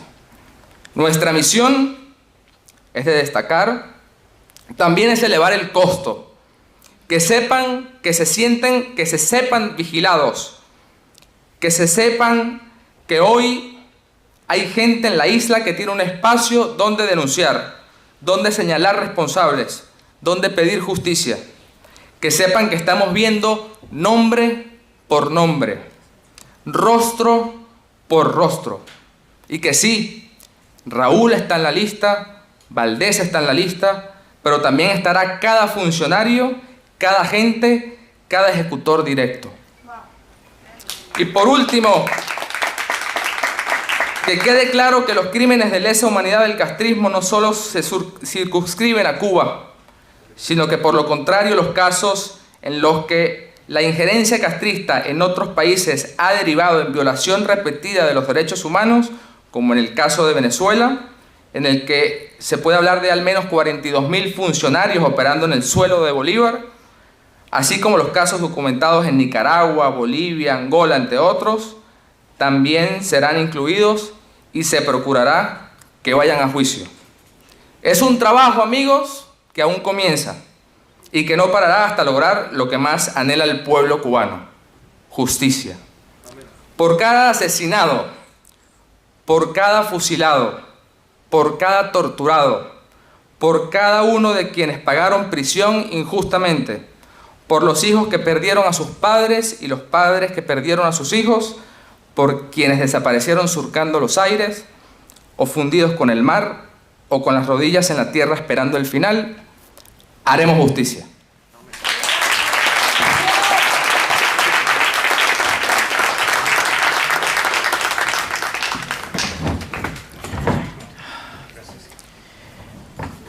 Y para cerrar con broche de oro esta primera parte de la conferencia que se reanudará a las 3 de la tarde, a la 1:30, pues tenemos el honor de invitar al estrado a una destacadísima abogada periodista española que además es la representante en el estado de la Florida del partido Vox de España, María Herrera Mellado.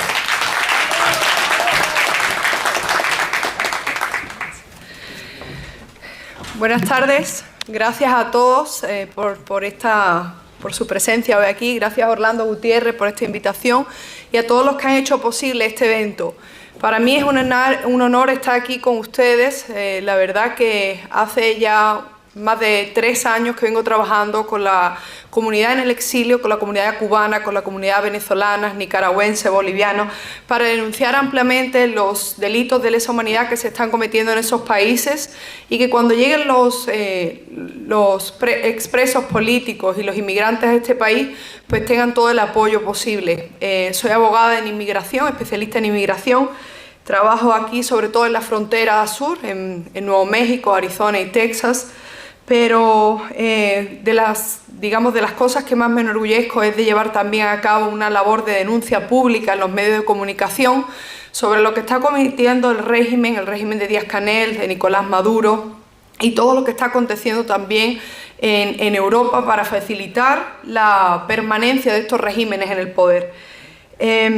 También como host, como presentadora de un programa nuevo que se llama La Política, para el primer medio conservador que acabamos de lanzar en Estados Unidos, pero también con base en 9 otros países, decirles que tienen abierto también el espacio, los micrófonos, para que personas como los que han hablado hoy pues denuncien los delitos de lesa humanidad.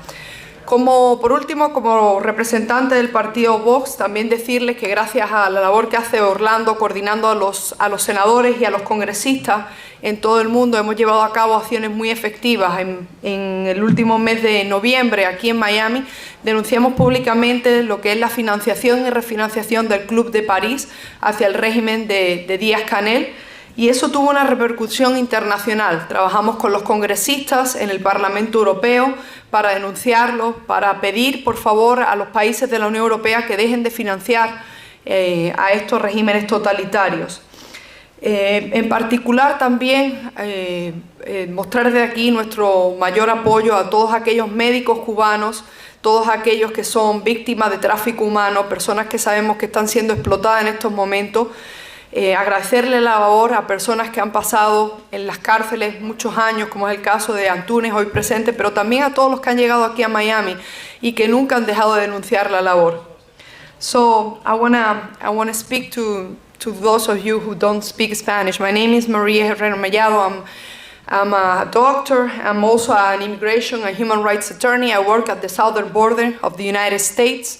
I co-host a political show for the first Hispanic conservative media in the United States. We launched 3 weeks ago, and our show is open for those of you who want to denounce totalitarian regimes. As also a representative of the only conservative party in Spain, Vox, whose presence in the European Union has forced the European Parliament to pass several declarations denouncing crimes against humanity in Cuba, in Ukraine, and several other nations. I wanna extend my sincere apologies for what is happening, and also open up the possibility of inviting some of you to the Spanish Congress. I think it will be very important if you will, address the Spanish citizenry who is so lost because the media is completely biased and is covering all these crimes against humanity.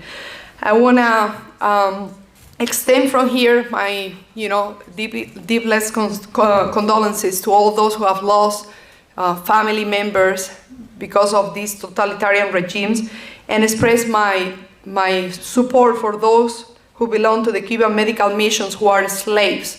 We have worked together in several complaints that we have filed before the United Nations with success. We denounced several cases, and now we were able to bring together political exiles here to Miami, where they feel, protected, and they will recognize political asylum. Thank you very much, and count on me to defend freedom and justice for all. Thank you.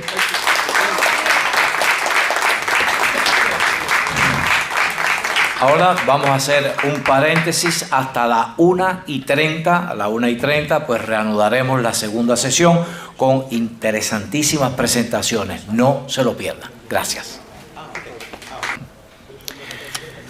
Gracias por estar de regreso en esta conferencia sobre crímenes de lesa humanidad. Thank you for being back to this conference on crimes against humanity. Now we will continue now presenting an update on Venezuela. Mr. Ernesto Arkeman of the Independent Venezuelan American Citizens Organization is invited to come to the forum just to address the issue of Venezuela. Ernesto?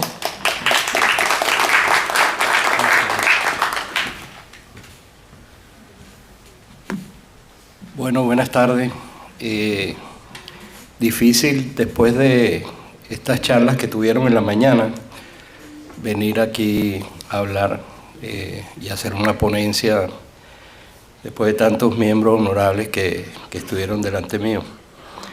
Mi nombre es Ernesto Ackerman, soy presidente de la organización Independent Venezuelan American Citizens. También pertenezco al Frente Hemisférico, gracias a Orlando Gutiérrez, que me cursó una invitación para ser miembro. A mí siempre me gusta empezar mis ponencias hablando y exponiendo que yo soy hijo de una sobreviviente de los campos de concentración de Auschwitz. en Alemania. Mi mamá hoy todavía con vida, con 99 años, sigue recordando esos desagradables momentos que ella tuvo que vivir.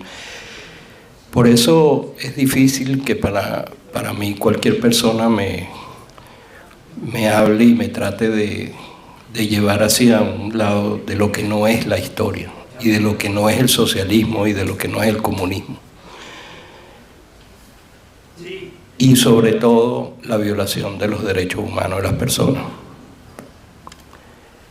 Nosotros en la organización mía ya tenemos 18 años trabajando aquí en Estados Unidos para tratar de liberar a Venezuela y sacarla de ese régimen tan desastroso que ya va para los 24 años. Cuando nosotros empezamos la lucha aquí en Estados Unidos, nos preocupaban porque ya habían empezado, no como en Cuba los fusilamientos, ni mucho menos, pero sí los presos políticos y en cárceles desastrosas. Yo tuve la oportunidad de estar en las cárceles en Venezuela por las amistades, las relaciones que yo tenía con la policía técnica judicial de aquella época. Y solo pensar que esta gente está en una cárcel en Venezuela es lo peor que uno se puede imaginar. Por eso yo me dediqué y creamos esta organización con la idea de trabajar por los derechos humanos, pero también trabajamos muchísimo y muy duro para imponer las sanciones. Fue un trabajo arduo con la congresista Iliana Rosletin en aquella época, el año 2014, y fue algo que conseguimos congresistas que hablaban por teléfono con el susodicho Hugo Chávez allá en Venezuela por teléfono. Y estas personas pues no querían que se impusieran las sanciones. Tuvimos la desgracia que hasta venezolanos estaban en contra de poner las sanciones. Pero cuando a mí me dicen que se violan los derechos humanos, yo digo, ¿con qué se come eso? Porque realmente, ¿cuál es el derecho humano que en Venezuela no se está violando en estos momentos? Más de 250 presos políticos tenemos en este momento en las cárceles y en las mazmorras, como creo que lo llaman los cubanos, en esas cárceles tan desagradables. Hay una cárcel que está 5 pisos bajo tierra y ahí no hay luz de día, ellos no ven la luz del día, están todo el día metidos ahí en ese hueco y ahí los tienen y los mantienen. Por eso es que este tipo de actividad siempre va a contar conmigo, siempre va a contar con el apoyo mío. Orlando, Luis, son gente que trabajan durísimo, yo los veo, Muñeca, toda esta gente que nos acompaña siempre. Yo creo que nosotros, como dice el porfiado, no sé si ese es un término para todos, el porfiado es ese muñeco que usted le da un golpe y siempre llega al centro. Pues así estaremos todos como el porfiado, seguiremos luchando y seguiremos peleando hasta ver una Venezuela, una Nicaragua, una Cuba, libres totalmente de estos regímenes dictatoriales. Muchas gracias.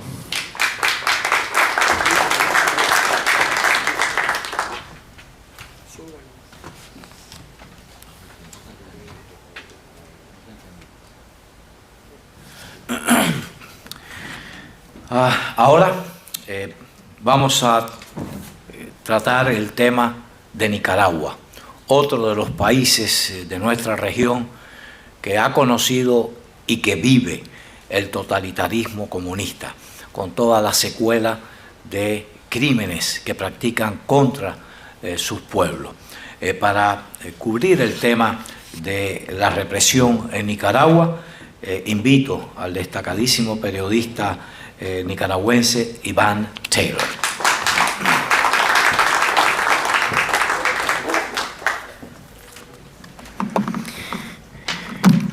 No doubt this is quite a privilege. It's kind of like what we call in TV improvising. I wasn't really expecting to have to come and speak in front of you, but I'm very grateful for the fact that I was invited. So I want to start by first and foremost saying thank you to the American Museum of Cuban Diaspora, to this panel of people here like Orlando Gutierrez and Mr. Zuniga, who I've known for many, many years. They're very important leaders of the Cuban exile and Cuban diaspora. I've been interviewing them for them. I've looked up to them. So to be sitting on a table with them, sharing this space, it's definitely grateful.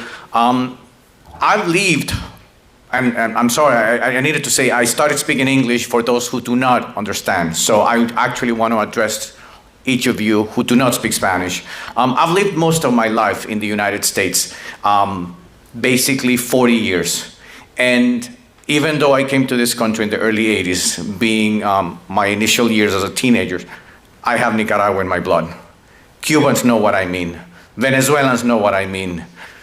Ukrainians will know what I mean. I mean, we will always be who we are, and that's what makes us unique. And that is the reason why we're here today, because this is such an important cause, human rights. Definitely speaking on behalf of so many people. Now we're seeing it in Ukraine, we've seen it in Sudan.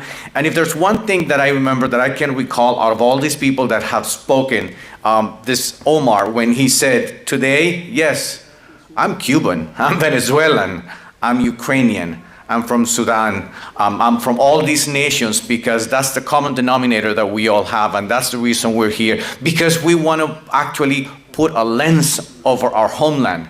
We want to make sure that whatever the plight that is affecting our countries do not be overlooked. That's the main thing, that's why we're here. And I'm going to be brief in English saying, it is important for me to be here because in 2018, April 18, young people of my homeland decided to go out to the streets and protest because the social security system was being averted by Daniel Ortega's government. So basically he was going to reduce the percentage of funds that the Nicaraguan government was going to give to the elderly people. And the young people went out to protest when they saw that they were being abused out on the streets, and that caused an uproar in the whole country. We became world news, but we were world news for a very short period of time. Fast forward, we have over 170 political prisoners in a country of almost 7 million people. You heard Ernesto in Venezuela, 250 political prisoners in a nation of 29 million people. We have 7 million and we have over 170. More than 320 people were murdered, and those were conservative numbers. We believe the figure is much higher. Over 100,000 people went into exile. For the first time, we saw Nicaraguans crossing the Bravo River in the southern part of the United States to come to the US in high numbers. The numbers that we've seen Guatemalans, Hondurans, and Salvadorians. We did not see Nicaraguans before. They are running away from repression. That's our harsh reality now. That's what's happening. The only thing that we have different than Cuba, we still have internet. But similar to Cuba, there's no freedom of speech, no freedom of press, no freedom of religion. There's no, all the freedoms have been controlled. But our nation, unfortunately, is not out in the open. We're not seeing enough news. So like someone said, I'm a journalist. Up until 3 weeks ago, I was working on a TV station. I was laid off, but I continued doing my news. It is important for me to continue distributing, putting out what's going on in our countries, because if we don't do it, nobody will. So I'm going to be brief in Spanish. Ante todo, las gracias por esta invitación, por formar parte de este selecto grupo de personas escogidas para pasar adelante aquí al podio y dar unas declaraciones. Gracias, es lo que puedo decir. Es un verdadero honor, un privilegio estar junto a todas estas personas que las he entrevistado en el pasado, que he conocido de su lucha, de su entrega, de su admiración por Cuba. La admiración que yo he tenido por ellos ha sido única, porque se fueron de sus países hace muchísimos años y los vi también luchando mano a mano cuando los contras en Nicaragua en los años 80, cuando también se solidarizaron con el gobierno de Violeta Chamorro y desafortunadamente también vieron la caída de mi país nuevamente en las manos del orteguismo. Hoy Nicaragua está obteniendo unas cifras alarmantes de abuso de los derechos humanos. Más de 320 personas han sido asesinadas en unas protestas que se iniciaron el 18 de abril del 2018. El detonante de esas protestas fue que las personas de la tercera edad salieron a exigir que no les redujeran el porcentaje de sus beneficios de seguro social, los cuales el gobierno de Ortega tajantemente lo hizo. Hay que agregar que esta es una entidad, el Seguro Social, que Daniel Ortega lo heredó de un gobierno de derecha cuando había un excedente en los fondos y ahora estaba quebrado. Había agotado todos los fondos. Entonces la gente joven, al ver esa paliza que le estaban impartiendo a las personas de la tercera edad, a sus abuelos, a los que muchos de ellos inclusive habían luchado junto a Ortega, salieron a protestar, a solidarizarse con ellos y el régimen de Ortega arremetió. Sugirió que hubiese negociaciones, que se sentaran a negociar. La Iglesia Católica también dijo que iban a negociar, pero mientras el régimen negociaba, armaba a los paramilitares, a sus militantes antiguos, para que salieran a secuestrar, a matar, a asesinar a muchos de los jóvenes. Actualmente, más de 100.000 nicaragüenses han salido al exilio. Hay más de 170 presos políticos en un país de 7 millones de habitantes. Y entre los 170 presos políticos hay 7 precandidatos presidenciales que su único delito fue decir: voy a retar a Daniel Ortega en las urnas. Esa es Nicaragua actualmente. Ese es mi país. Esa es otra nación de nuestro hemisferio que está sufriendo abuso a los derechos humanos y donde los crímenes de lesa humanidad suceden prácticamente a diario.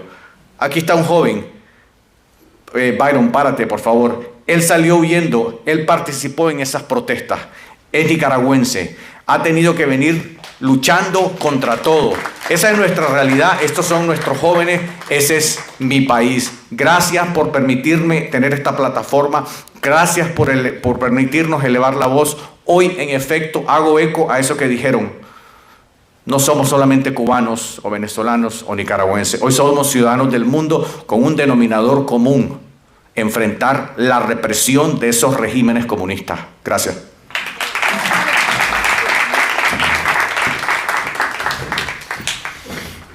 Como si la tragedia que han vivido nuestros países bajo el totalitarismo, Cuba, Venezuela y Nicaragua, un nuevo mal va acechando a América Latina en particular, el mal de la penetración de China comunista.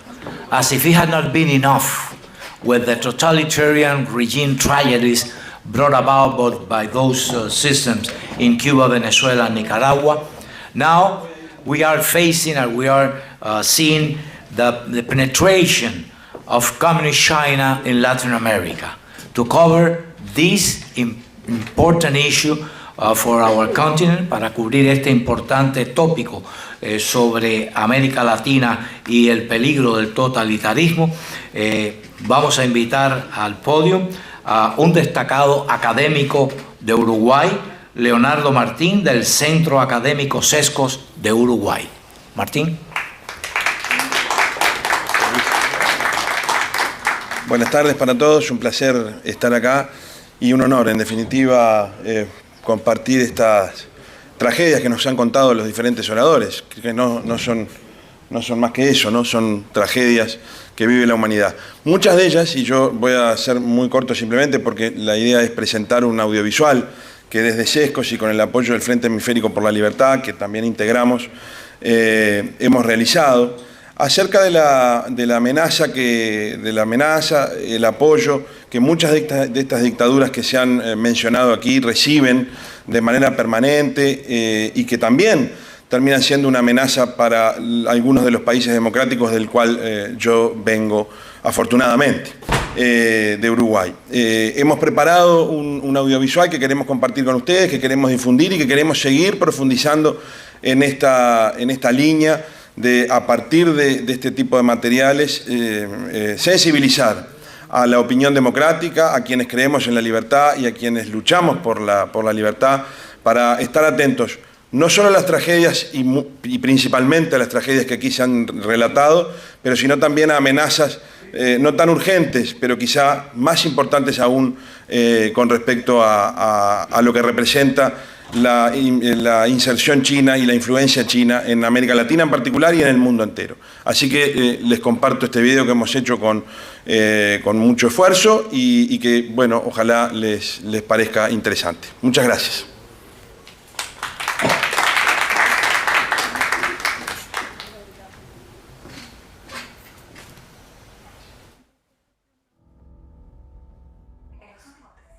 La humanidad ha conquistado distintas libertades. Sabemos que hemos ganado varias batallas y también sabemos que aún tenemos muchas más por delante. Pero hay un país en el que, si bien la tecnología avanza, retroceden cada vez más los derechos y las libertades.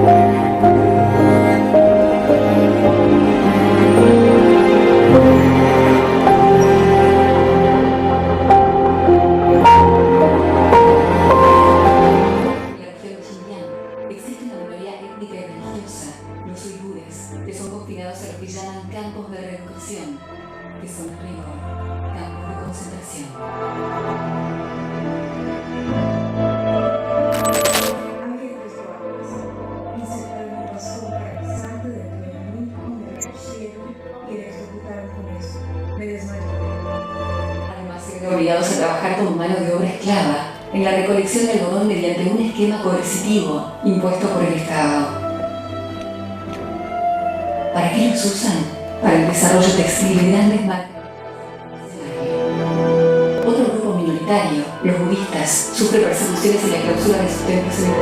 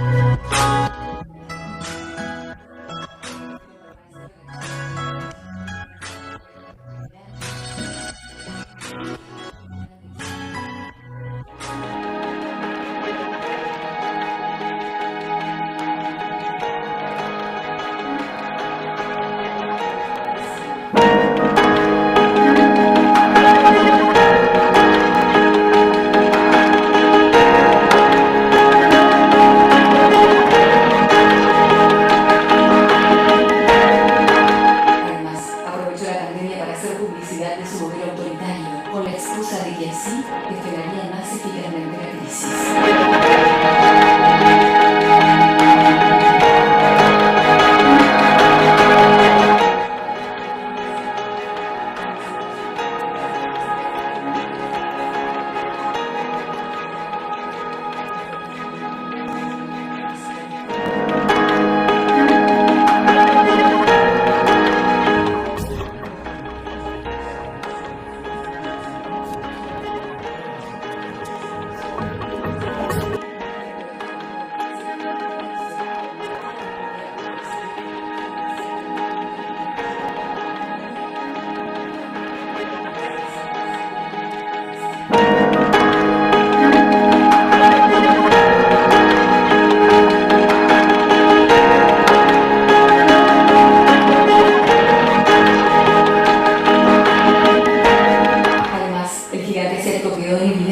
Cuando durante la pandemia el gobierno de Taiwán intentó cooperar con la Organización Mundial de la Salud y el presidente Xi Jinping hizo todo lo posible por impedirlo. Solo quiero decir de nuevo que si Taiwán pudo enfrentar con éxito la pandemia, nos gustaría compartir nuestra experiencia con el resto de la comunidad internacional. Con la expansión del COVID-19, las consecuencias del secretismo y el autoritarismo chino salieron de sus propias fronteras. Muchos países se preguntaron por el origen de la pandemia y comenzaron a exigir respuestas a China, pero no solamente sobre el virus. Australia solicitó una investigación internacional sobre la pandemia. El gobierno chino, como represalia, reaccionó, bloqueando las exportaciones, causándole una pérdida de millones de dólares. También el Parlamento británico aprobó una moción acusando de genocidio a Pekín por los crímenes cometidos contra los uigures en la provincia de Xinjiang. Esto es un hecho histórico que se suma a otras voces oficiales en Bélgica, Canadá, Holanda y los Estados Unidos. A su vez, la Unión Europea decidió imponer por primera vez en la historia sanciones a China por violación contra los derechos humanos. ¿Y qué pasa en América Latina? El régimen de Xi Jinping también pretende ejercer su control. Cuba se ha convertido en uno de los objetivos estratégicos para el gobierno chino.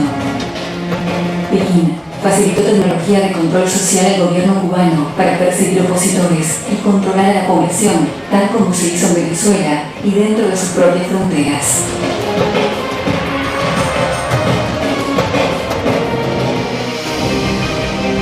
La República Popular China ha sido un ejemplo sobre qué no hacer para alcanzar la sostenibilidad medioambiental.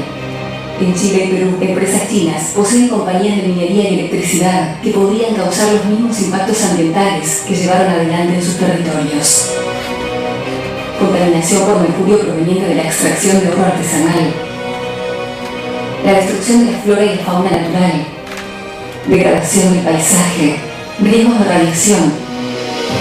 Grave polución del aire y del agua, deforestación y desertificación. Además, desde el inicio de sus operaciones, los trabajadores mineros de Chile y Perú han denunciado la vulneración de una serie de derechos laborales, condiciones de trabajo precarias, prácticas antisindicales y remuneraciones por debajo del promedio de la gran minería.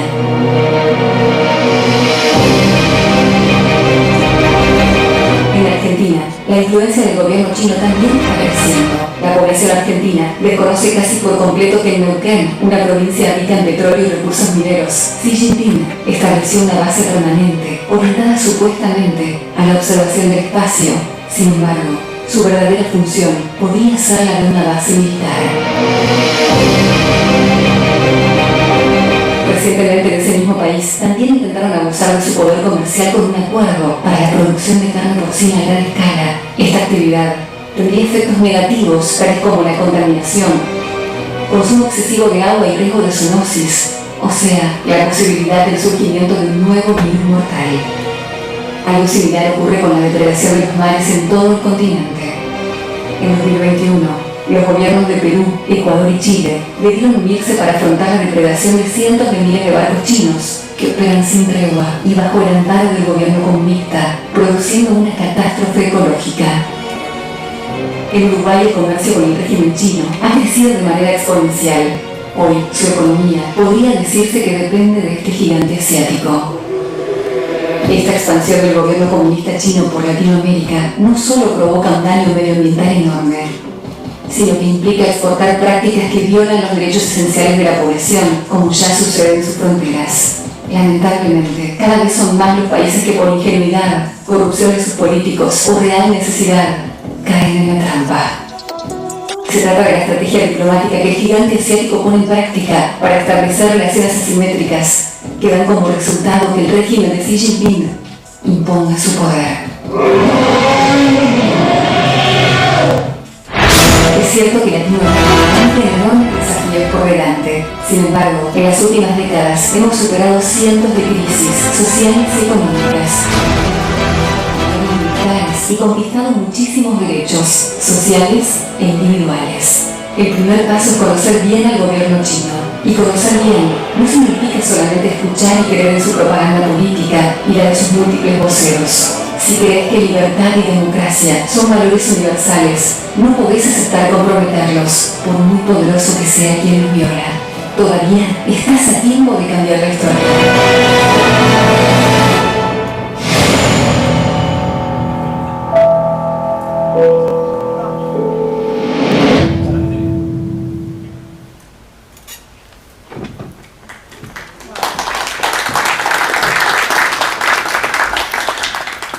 Ahora vamos a pasar a un panel interesante, que es el de la cooperación entre las fuerzas de la resistencia en los países que tratan pues de resolver los problemas que están enfrentando de totalitarismo o de absolutismo. Now we are going to a different panel. It's on cooperation between resistance forces, and in this panel are going to participate Martín Paz, Justice Cuba Commission, John Suarez, Center for a Free Cuba, Omar Al-Shogre, the Syrian Emergency Task Force, and Michael Sawkiw, the Ukrainian Congress Committee of America. I invite John Suarez for moderating this panel. Please.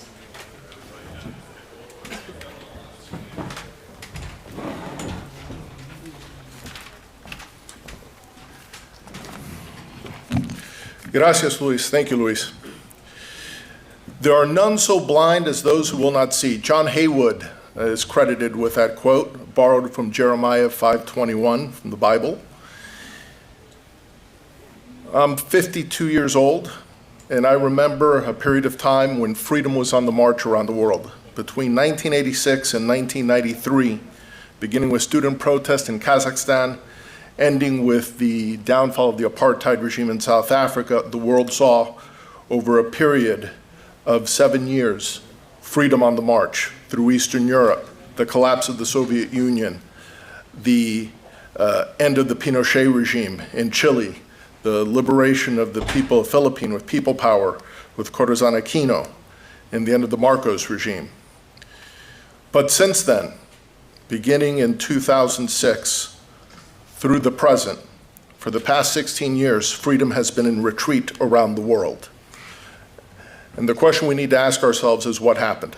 And I think that this panel, which focuses on cooperation between resistance forces, is a response to what I believe changed the dynamic of expanding freedom in the world. The authoritarians, after those years of defeat, regrouped, beginning with Fidel Castro and Lula da Silva in 1991, who sought to regain what was lost when the Soviet Union collapsed and the Eastern European Empire liberated.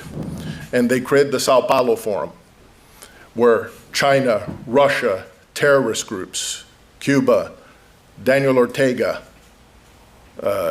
activists and terrorists out of Venezuela, Colombia, the FARC, ELN, and others gathered to plot the retaking of America and also to serve as a beacon for international communism and authoritarians everywhere. And what we have witnessed is they have had important gains. Meanwhile, the democratic opposition that emerged spontaneously in these different areas all too often have remained isolated. And in their division and lack of coordination, they've been confronted with authoritarian regimes that have been cooperating. And we saw this most explicitly this past February when Communist China and Russia coordinated their efforts. China wanted to have a good Olympics. The Russians agreed to wait on the invasion of Ukraine until those Olympics were over, and then the Chinese have backed them up as the free world has sought to impose sanctions to have them pay a price for what is taking place in Ukraine. China has been doing everything to lift the consequences of those sanctions. So I think it's important for us to remember the important words of Benjamin Franklin, who said, "We must all hang together, or most assuredly we should hang separately." He said this in 1776 after the Declaration of Independence was signed, and this advice I think holds true for the freedom movements around the world. Today we have with us, as Luis mentioned, Martin Paz of Justice Cuba, myself, Center for a Free Cuba, Omar Ashogri from the Syrian Emergency Task Force, Michael Sawkiw of the Ukrainian Congress of North America, and also on the agenda, Johnny Lopez de la Cruz of the Bay of Pigs. I think this is an important constellation of activists that can offer their own insights. And I think in the case of Johnny Lopez de la Cruz, in the case of the Bay of Pigs, the veterans of Brigade 2506 have an important lesson for our Ukrainian brothers and sisters. In the case of Ukraine, Ukraine had the means to defend itself in the early 90s. But due to the promises of the Clinton administration, they gave up their nuclear weapons with promises that the US would back them up in a time of need, the US and the UK. And what we saw in 2014 under the Obama administration was that did not come to pass. The invasion that we're talking about now in 2022 actually began in 2014. It's only expanded with the taking of Crimea and with a constant Russian presence in various provinces near there. And the promises of the West were not fulfilled. And this is something that Cubans understand well when the promises of air cover and backing at the Bay of Pigs went unfulfilled in 1961, and 63 years later, we still suffer with the decisions made that day. So with that introduction, I'd like to welcome Martin Paz of Justice Cuba to the podium. Thank you.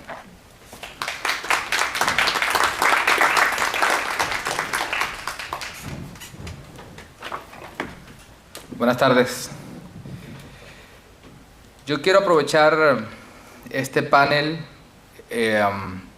para hablar un poco sobre lo que considero es importante que hagamos quienes hemos padecido de regímenes totalitarios en nuestros países. Y lo hago en español porque no me siento cómodo todavía hablando en inglés y le pido una disculpa a mis compañeros. Yo sé que el mensaje les va a llegar de la forma adecuada. Quiero empezar diciendo, y esto es algo que he repetido en varias ocasiones, que nuestros regímenes, cuando nos reunimos en este tipo de espacios a escuchar lo que ha pasado en cada uno de nuestros países, algo que siempre queda como mensaje es que los métodos de tortura, de control, de terror en cada uno de nuestros países, aunque con sus diferencias, tienen muchas cosas en común. Yo en Venezuela vi las torturas de las que hablan mis amigos que estuvieron en el presidio cubano, que sufrieron mis amigos en Venezuela en las cárceles. Y cuando escucho los testimonios como los de Omar, recuerdo a mis propios amigos y recuerdo que yo también pude haber estado ahí si no hubiese salido de Venezuela. Cuando escucho los métodos de control social, de terror que se aplican en Cuba y en otros países, perfectamente puedo comprenderlos porque muchos nosotros también los vivimos en Venezuela, con sus diferencias, pero digamos que en principio es exactamente lo mismo. Y yo siempre he creído que el totalitarismo acumula el conocimiento y traspasa el conocimiento. Lo que pasó en Cuba y lo que pasa en Cuba es, por supuesto, la acumulación del conocimiento de los rusos. Y lo que pasa en Venezuela es la acumulación de conocimiento de los rusos y de los cubanos. Y lo que pasa en otros países también es no más que la acumulación del conocimiento que va de generación en generación en cuanto a métodos de tortura, control social, terrorismo de Estado y crímenes de lesa humanidad en nuestros países. Entonces, creo que los pueblos que hemos sufrido de esto tenemos la misma responsabilidad de acumular conocimientos. Y estos espacios son para esto, no solo para escuchar las vivencias de cada uno de quienes han sufrido en carne propia la represión, la tortura, la guerra, sino también para dar un paso hacia adelante y empezar a construir conocimientos en función de que nuestros países compartan experiencias positivas. No solo podemos compartir el sufrimiento, tenemos que compartir las cosas que hemos hecho de manera exitosa en nuestros países. Es nuestra responsabilidad para las próximas generaciones enseñarle al mundo cómo se pelea contra el totalitarismo. Las experiencias que cuenta Omar son maravillosas en cuanto a lo que un ser humano puede hacer de forma individual para luchar contra el terror, que no es más que tener esperanza y sobreponerse a las circunstancias. Nuestra responsabilidad hacia el futuro es acumular el conocimiento de nuestras experiencias, de nuestras batallas, porque solo de esa forma permitiremos que los países que se vean enfrentados a regímenes como los nuestros no empiecen de cero. Algo que yo veo con total sorpresa y desagrado es cómo nuestros países empiezan a ser dominados en un momento por regímenes que utilizan los mismos métodos desde hace 100 años.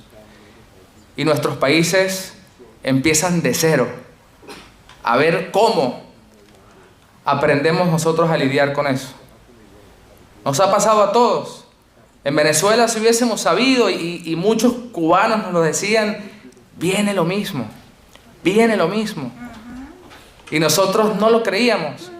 Y si hubiésemos aprendido, ¿qué hubiese pasado? Si hubiésemos creído, si hubiese habido un lugar en donde nosotros poder tocar base y decir, mira, esto es lo que está pasando, es un libreto. Yo vivo en México, exiliado, y a veces me asusto, no me atrevo a decir que vaya a hacer lo mismo, pero a veces me asusto de ver el librito como se aplica, ¿no? Y creo que aunque seguimos bajo el yugo de los regímenes totalitarios en nuestros países, tenemos cosas que compartir, tenemos experiencias que compartir, tenemos ideas que construir juntos.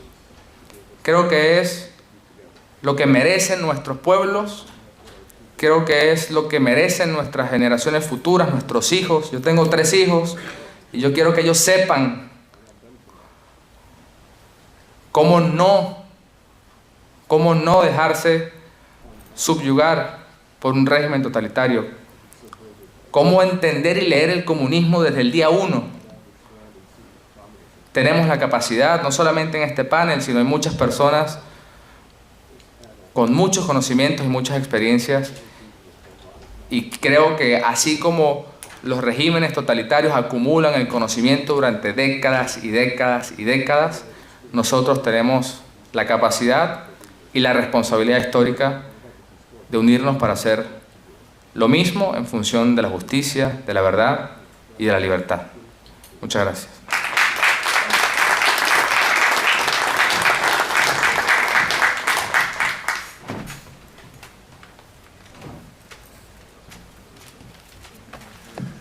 Thank you, Martin, for those powerful words. Next, I'd like to welcome Omar Al-Shogri from the Syrian Emergency Task Force.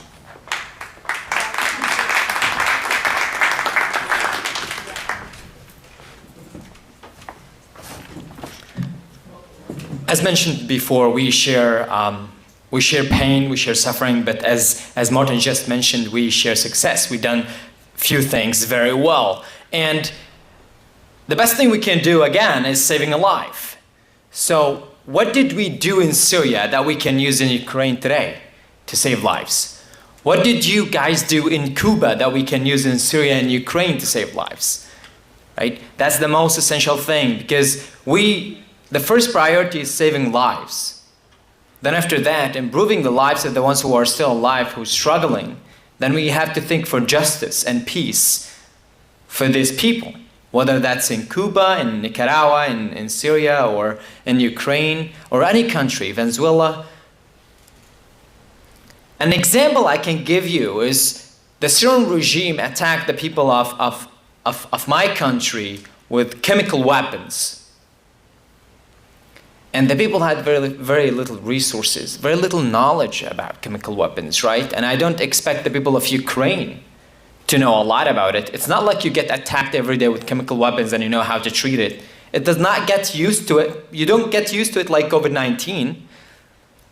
So the people of Syria had to suffer it until they found a way to actually minimize the effect of the chemical weapons on them. They used the resources that exist, which were very few, to cure as many people as possible.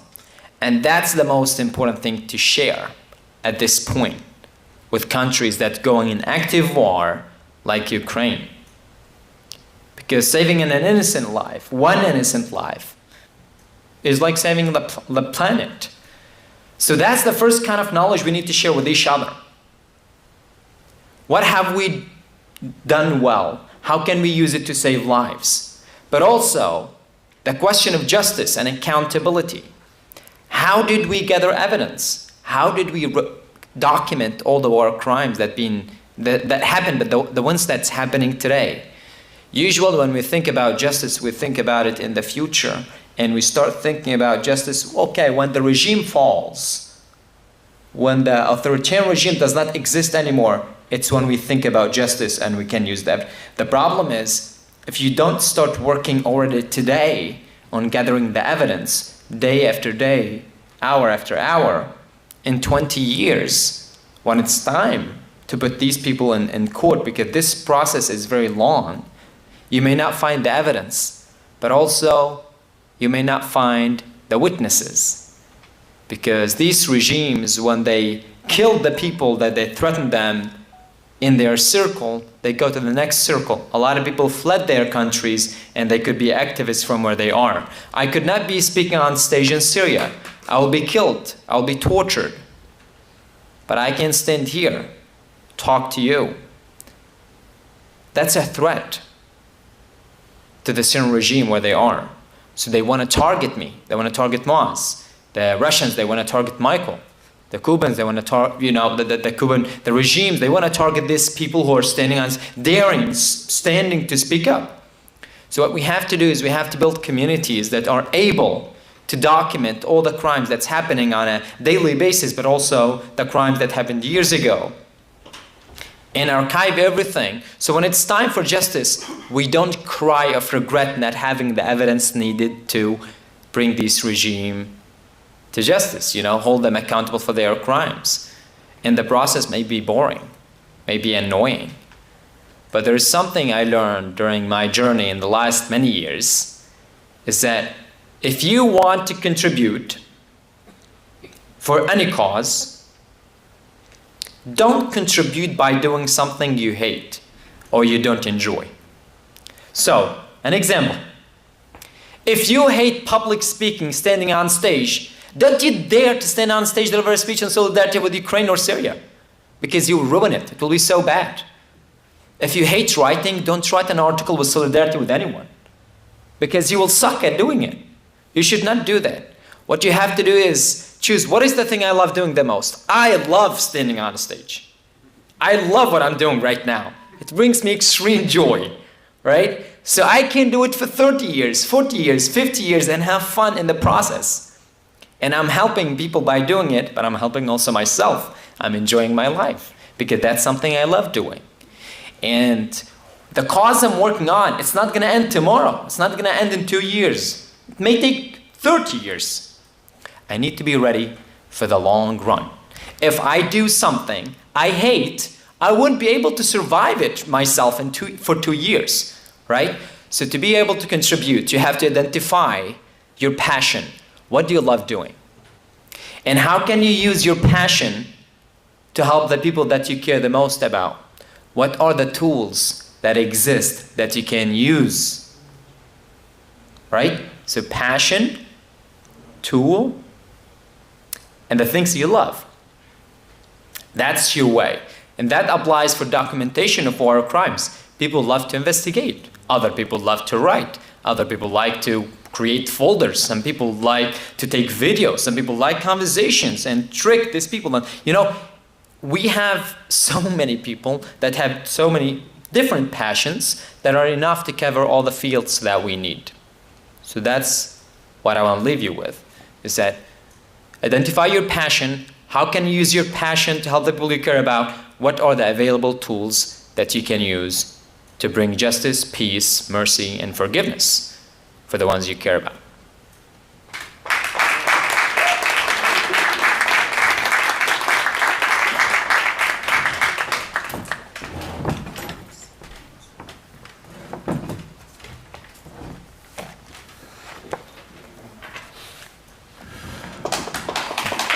Our next speaker is Michael Sawkiw of the Ukrainian Congress of North America.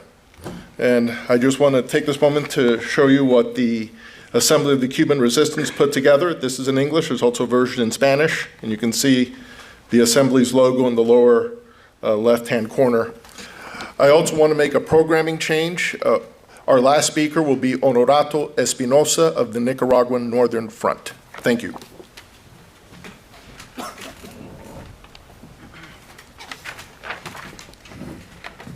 Now, this is an opportunity to discuss cooperation. To have cooperation, to talk about these issues of crimes against humanity, to talk about these issues of war crimes, to talk about these issues of genocide, let's not think of them in the theoretical sense. We see them happening on a daily basis. We see them happening for the past 40 days in Ukraine, for the past 8 years in Ukraine, for decades already in other regimes, countries of the world. But I think what we ought to understand and comprehend is, how do we relate this to the average world citizen? What we have to do in unison is to control the narrative. That's the problem. The problem is these regimes, whether it's in Moscow, Beijing, whether it's in Syria, whether it's in Cuba, wherever that it is, they want to control the narrative. Kofi Annan, the former Secretary General of the United Nations, had mentioned once in a speech to the General Assembly, the gathering of all the nations of the world. He had mentioned that if you are neutral in situations of injustice, you have chosen the side of the oppressor. Think about that. If you remain neutral, meaning neutral means silent, if you remain silent in these matters of man's inhumanity to man that you see on a daily basis happening, to those that are voiceless or are trying, or regimes are trying to make them voiceless, it is our opportunity together as a world community to stand up for those rights.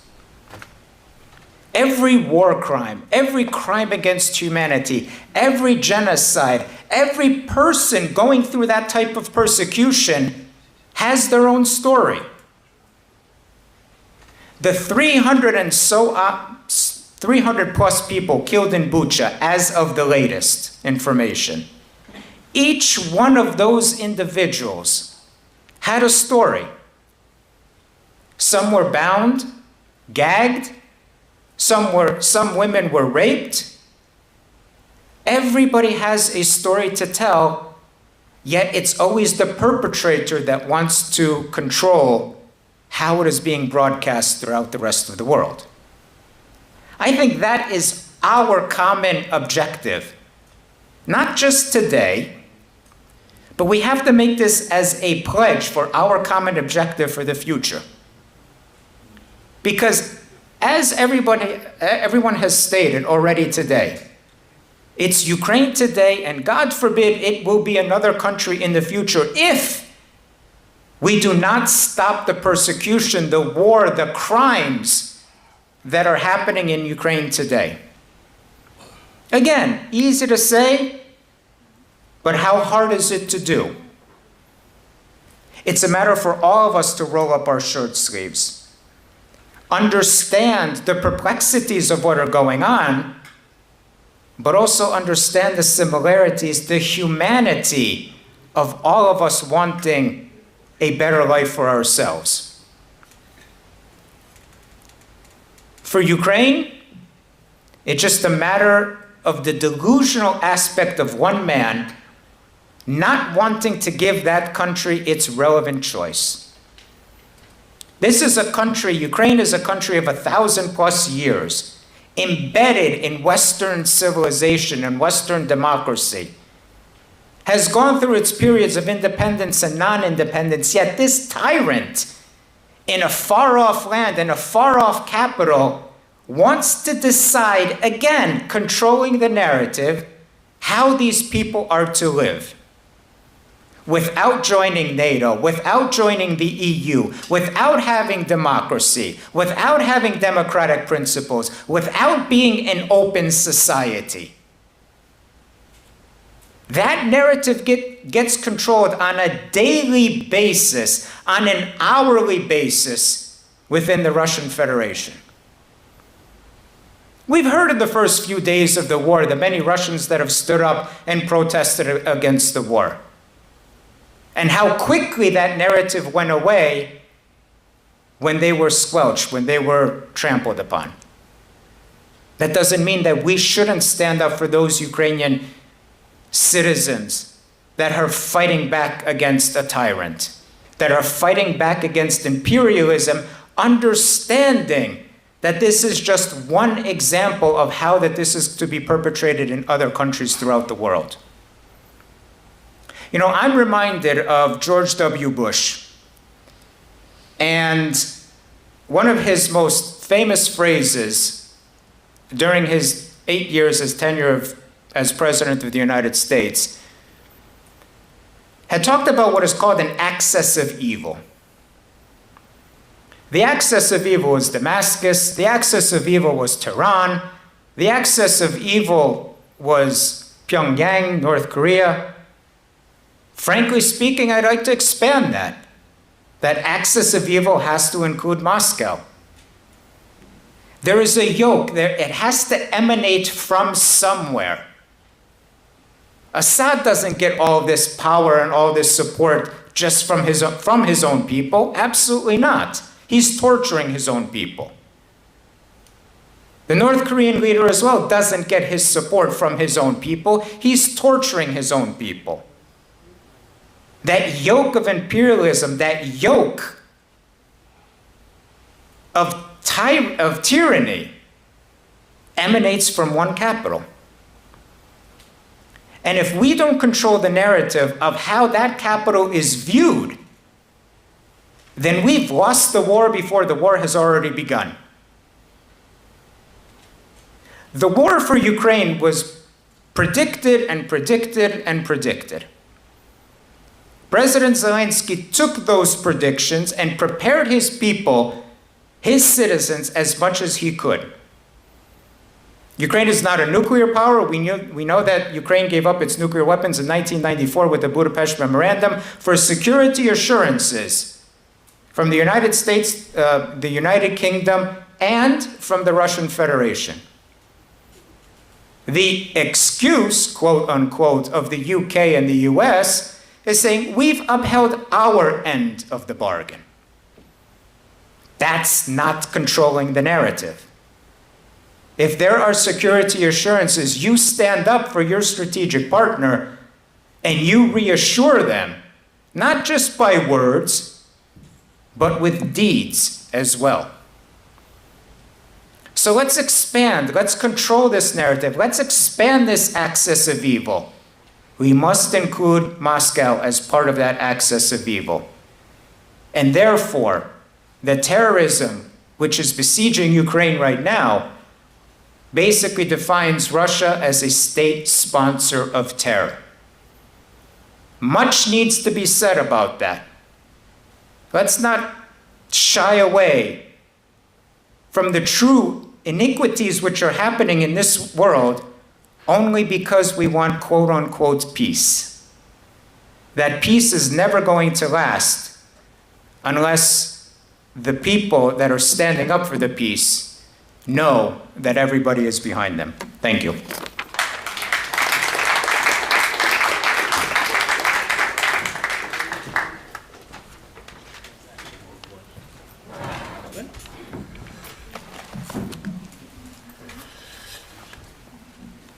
T.S. Eliot wrote, "If we take the widest and wisest view of a cause, there is no such thing as a lost cause, because there is no such thing as a gained cause.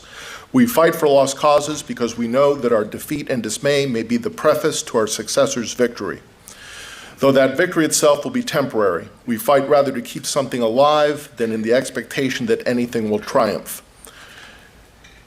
Nicaraguan freedom forces fought for 10 long years between 1980 and 1990 until they successfully removed Daniel Ortega from power at the ballot box in 1990, ushering in 17 years of democracy in Nicaragua.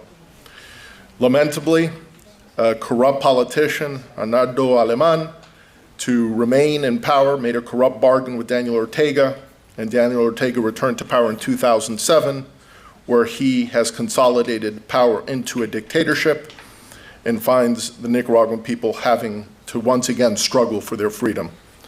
Again, there are no permanent victories, there are no permanent defeats. What there is a permanent struggle. And in that, I present to you Honorato Espinosa of the Nicaraguan Northern Front, who will talk to us about this struggle today. Thank you, Honorato.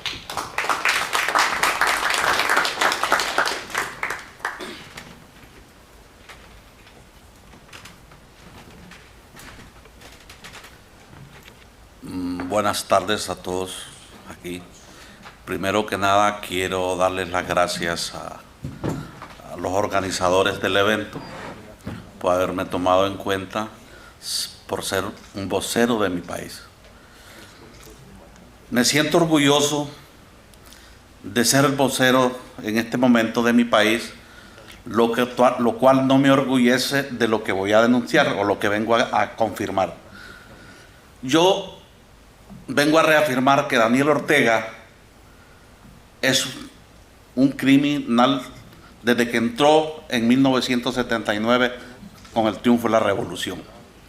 En esa época yo tenía 10 años y me acuerdo perfectamente desde cómo ellos entraron.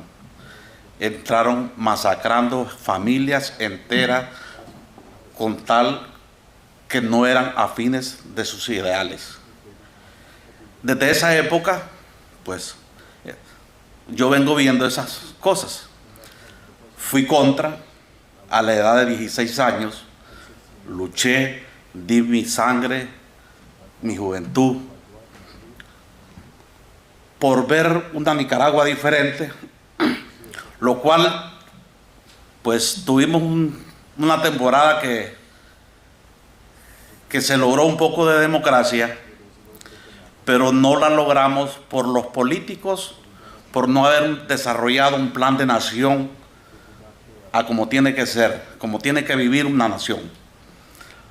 Entonces, por eso mismo, ahora, del 2008 por ahí, que empezaron los problemas también, cuando él entró otra vez al poder, el problema con los campesinos, y entonces en las elecciones municipales hubieron personas amigas nuestras que fueron afectadas, lo cual yo, estando ya en el exilio, pues ya conocía a la diáspora cubana, gracias a Dios pues vine a caer en buenas manos. Se volvió a organizar, o sea, denunciando los abusos con los campesinos. Esa es una energía que se venía acumulando desde hace rato, porque como fueron amigos afectados en esa época, entonces yo me involucré y he empezado a denunciar, a luchar siempre la injusticia. Y entonces eso vino acumulando energía, que fue lo que este muchacho Taylor vino a decir de lo del 2018, que también, pues eso fue lo que destapó como dicen, la olla de presión, que fue que ya explotó y todo el mundo, se logró convencer la comunidad internacional de los abusos que venía haciendo Daniel Ortega, y entonces pues es la confirmación de lo que se viene haciendo hace rato, que el pueblo ya pues no quiere ese sistema y queremos seguir luchando hasta lograr la democracia definitiva. Quiero recordarle a los países que estamos en el mismo problema, que no caigamos en el error que cometimos nosotros los nicaragüenses en el 90 con Violeta Barrios de Chamorro, no hacer una depuración total del sistema. A esa gente hay que depurarla por completo para realmente poder trabajar en una democracia pura. Eso es lo que vengo a decirles a todos los hermanos que tenemos este problema. Esa gente, desde un comienzo hay que declararlo ¿cómo es no,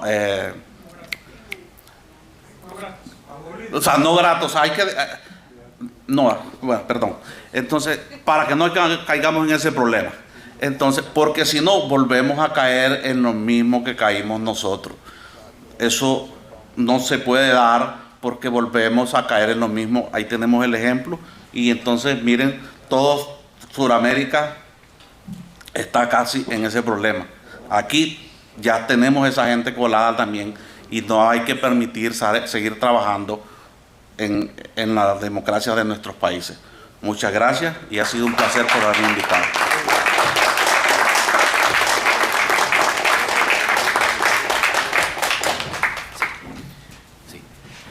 Muchas gracias, John Suárez, y a los miembros de este panel. Ahora vamos a pasar a un panel nuevo de Open Forum. Por favor, vamos a invitar a que pasen al estrado a Lorenzo Di Stefano, a Manuel Prado y a Antunes. Por favor, pasen al estrado. En este Open Forum, pues se van a hacer discusiones entre los panelistas, pues para ampliar aún más, y es el penúltimo panel ya, el tema de los crímenes de lesa humanidad. In this before the last one panel, we are going to have an open discussion on the different topics concerning to the crimes against humanity. So I am inviting Lorenzo Di Stefano, please, to pass on to address the conference. Thank you very much. Thank you. Buenas tardes.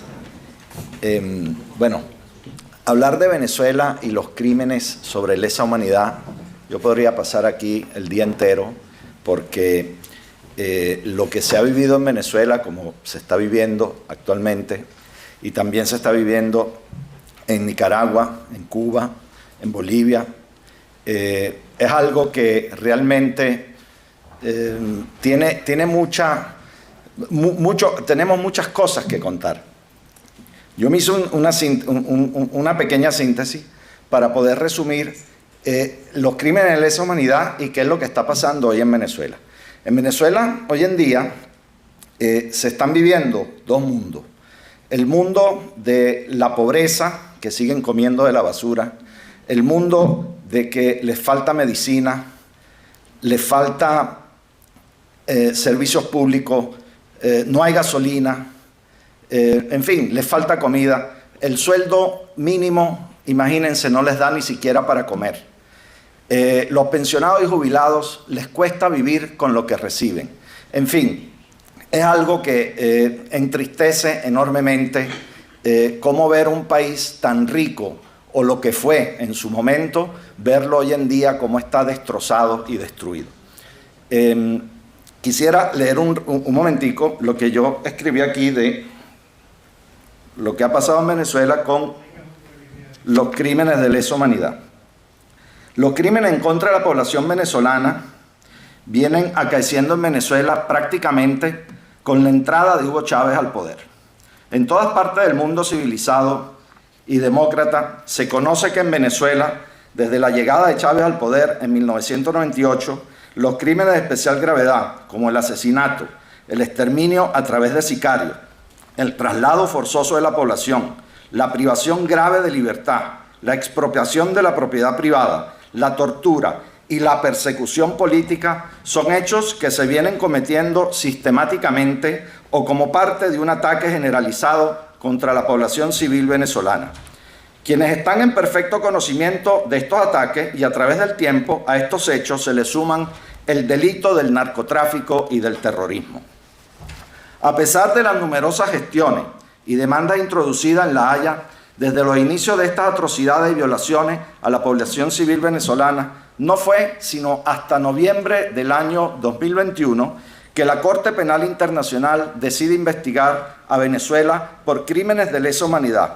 Es decir, se reconoce que en Venezuela sí han ocurrido casos de lesa humanidad y se entra en la fase investigativa de buscar la verdad y si existen motivos para formular cargo contra culpables. Esta situación le dio esperanza a las miles de víctimas de detenciones arbitrarias, a los familiares de víctimas de ejecuciones extrajudiciales y de presos políticos que han denunciado torturas en las cárceles militares y en las cárceles del Servicio de Inteligencia Político venezolano.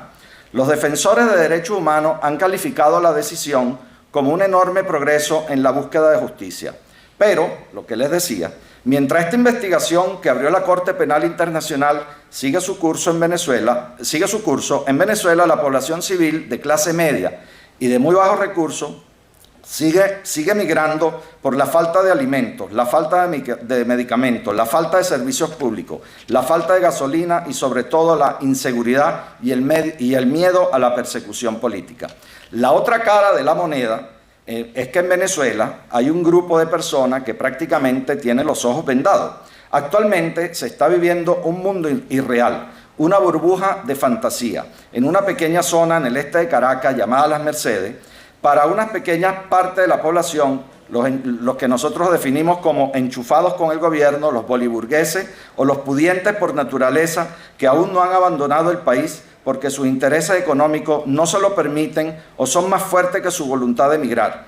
Este grupo de la población, quienes dicen y llevan el falso mensaje que el país se está arreglando, que se consigue de todo y mucho más económico que aquí en Miami, que todo está volviendo a la normalidad, que los bodegones y centros comerciales han vuelto a resplandecer y que los restaurantes finos y elegantes viven a casa llena todos los días, que la prosperidad ha regresado a la nación. No se dan cuenta o percatan que el país cada día es más pobre, cada día se encuentra más aislado de la comunidad internacional y que definitivamente es una faena vivir en Venezuela. No se dan cuenta porque ahora todo se comercializa en dólares y para ellos todo se vuelve más fácil en su día a día porque no terminan de entender que más del 90% de la población no tiene acceso a esos recursos que ellos ahora pueden tener desde la eliminación del control de cambio y la aceptación del dólar como moneda comercial, al igual que el bolívar. No se dan cuenta que el sueldo mínimo de la mayoría de la población no les alcanza ni para comer. No se dan cuenta que los pensionados y jubilados viven casi en la miseria y que el sistema democrático se encuentra desmontado, casi en su totalidad. Pero, ¿saben qué? Yo no los culpo, porque el sistema de convencimiento y acomodamiento económico que el gobierno castrochavista ha logrado con esa pequeña parte de la población tiene sus raíces en el adoctrinamiento cubano, el cual necesita de esa pequeña parte de la población para mostrarle al mundo exterior que el sistema socialista comunista funciona. Y en Venezuela está el ejemplo, porque supuestamente hay progreso. Pasando por alto, escondiendo y opacando todas las atrocidades y crímenes que el gobierno sigue cometiendo para poder seguir manteniéndose en el poder. Debemos aplaudir la gestión del fiscal de la Corte Penal Internacional, Karim Khan, quien informó la semana pasada haber llegado a un acuerdo con el gobierno del dictador Nicolás Maduro para abrir una oficina de la Corte Penal Internacional en Caracas.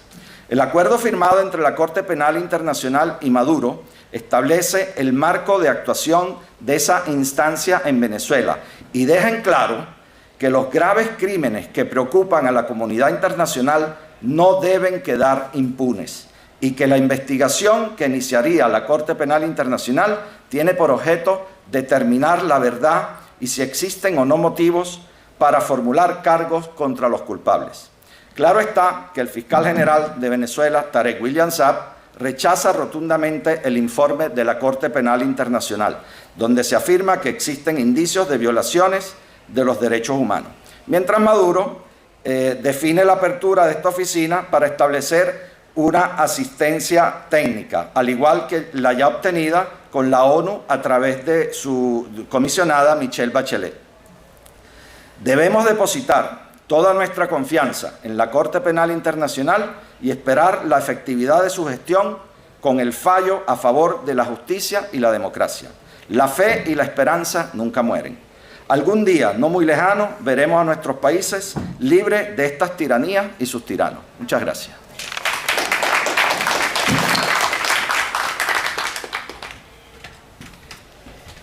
Ahora invitamos a Manuel Prado. Now we invite to address the conference Manuel Prado.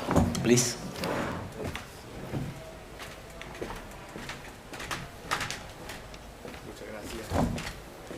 Muchas gracias y muy buenas tardes. Titan Yamni Dawan Bliski. Muy buenas tardes y que Dios lo bendiga mi lenguaje natal del Misquito de Nicaragua. Soy nicaragüense de raíces indígenas. Soy hijo natal de Nicaragua. Orgullosamente tenemos una trayectoria de más de 60 años con la oposición cubana.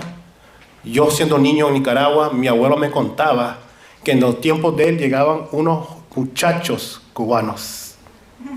Y esos muchachos cubanos hoy son los héroes de la Brigada 2506. Entonces para mí es un honor estar aquí con ustedes hoy. Es un honor estar en este lugar sagrado que es el Museo de la Diaspora, agradecido por este privilegio. A los 4 años yo llegué a los Estados Unidos. Yo fui con mi mamá, mi abuelo y mi tía forzados al exilio por una dictadura disfrazada como un gobierno socialista, como un gobierno progresista. Fuimos forzados al exiliado por lo que se llama la Navidad Roja. Nicaragua es un caso muy distinto, que no solamente tenemos el dictador con más años de trayectoria en las Américas, pero también en Nicaragua se ha cometido crímenes de lesa humanidad. También se ha cometido crímenes de guerra y también se ha cometido la limpieza étnica de la comunidad indígena de la Mosquitia. Vamos al grano, como dicen en Nicaragua, ¿verdad? En entonces Tomás Borges, el director de la inteligencia del gobierno sandinista, declaró, sus palabras de él fueron: estoy dispuesto a hacer desaparecer a todos los mezquitos de Nicaragua para acabar con la contrarrevolución. Y por tanto mi familia se exilió. En Nicaragua se cometieron errores al estilo de Hitler, que se mandaron niños a campamentos de reentrenamientos. En Nicaragua se mandaron a los hombres en campamentos para reentrenarlos. En Nicaragua se mandaron mujeres en campamentos de reentrenamientos también. Se prohibió nuestra religión.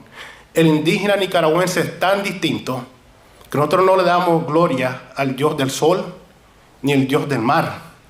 El Dios del indígena de la Mosquita de Nicaragua es el Dios de Abraham, el Dios de Isaac. Y por tanto la izquierda radical en Nicaragua no le gustó nuestra clamor a autonomía. ¿Qué significa autonomía? Autonomía significa libertad. Autonomía significa que estos son nuestras costumbres y no nos van a borrar a la manera de ustedes. Algo muy interesante que tenemos que entender hoy es que han aplicado tan bien los mecanismos que lo estamos viendo en Ucrania, que lo estamos viendo en Venezuela, que lo hemos visto en Cuba. Lo han aplicado tan bien en Nicaragua que en el mundo no sabe la realidad de mi país. Han aplicado tan perfectamente los mecanismos de la dictadura social hoy, 2022, que el mundo no sabe que en Nicaragua se intentó borrar de la historia una comunidad entera indígena Pero le tengo una noticia, fallaron, porque aquí está un indígena más que no pudieron borrarlo. Intentaron de borrar nuestras actas de nacimientos. Intentaron de borrar y destruir nuestros actos de propiedades. Nos quitaron nuestro lenguaje. Nos dijeron que el Dios, nuestro Dios, el Todopoderoso, ya no es Dios, ahora tenemos santos. Y tenemos que alabarle a esos santos. Entonces, ¿por qué toco este tema? Porque es un tema que casi nadie entiende, nadie sabe. Ethnic cleansing ocurrió en Nicaragua. Hay pocos que aún están vivos. Pero yo estoy aquí hoy, por la gracia de Dios, porque me salí huyendo de eso. El indígena en Nicaragua se levantaron en 1980. 6,000 hombres y mujeres que no querían dejar perder más de 700 años de historia. Y por tanto le dejo con un quote. ¿Por qué estamos aquí hoy? Y la cotización que voy a utilizar es de Ronald Reagan. 1964, en un evento para el candidato republicano Barry Goldwater en California. Entonces Reagan era el presidente del Screen Actors Guild. No estaba en la política. Pero él dijo, and I quote, that history would frown upon those of us that had the most to lose and did nothing to preserve our liberties. Lo que tienen todo que perder somos nosotros, los ucranios, los venezolanos, los cubanos, nicaragüenses, porque hemos venido a esta tierra buscando libertades que nuestro país no lo permiten. Muchas gracias y Dios me lo bendiga.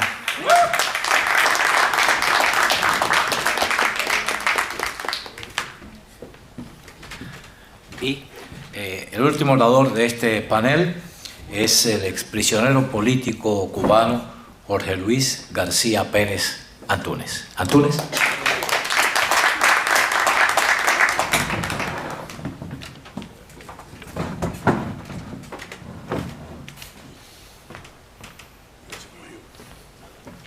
Deja ver qué me queda por decir. Bueno, en el periodismo hay algo que se llama gancho, que dice que el gancho periodístico, o sea, el comienzo debe tener gancho. Y yo creo que Tomás Luis lo hizo muy bien. Luis comenzó este evento explicando qué es los crímenes de lesa humanidad. Y fue muy importante porque hay personas que quizás confundan qué es un crimen de lesa humanidad con una violación normal de derechos humanos. O sea, que el crimen de lesa humanidad es un crimen de interés de Estado, es algo con sistematicidad. Y eso es lo que ocurre precisamente dentro de Cuba. Yo cuando el 15 de marzo del año 90, cuando caí preso, yo no pensé que los comunistas eran tan malos, realmente. Yo sabía que eran malos, yo sabía que eran sinvergüenza, yo sabía que eran, pero no sabía que iba a haber tanto crimen, iba a ser víctima y a la vez testigo de tanto crimen. Y yo siempre separo las torturas en dos. Pudieran tener más tipificaciones, pero yo las separo en dos: la tortura psíquica y la tortura mental. Y yo fui testigo de hechos sumamente horripilantes. Por ejemplo, yo vi hombres saltarse los ojos con agujas, vi hombres tomar ácido, vi hombres comerse sus propios excrementos, vi hombres enterrarse clavos, que incluso tengo una testigo aquí, mi hermana, que un día le mostré un señor de este tipo. ¿Y por qué saco a colación estas? Porque estas son personas que, esa persona que se enterró los clavos, no era porque estaba loco, ni las personas que tomaban, o se inyectaban el SIDA, o se inyectaban cualquier tipo de enfermedades.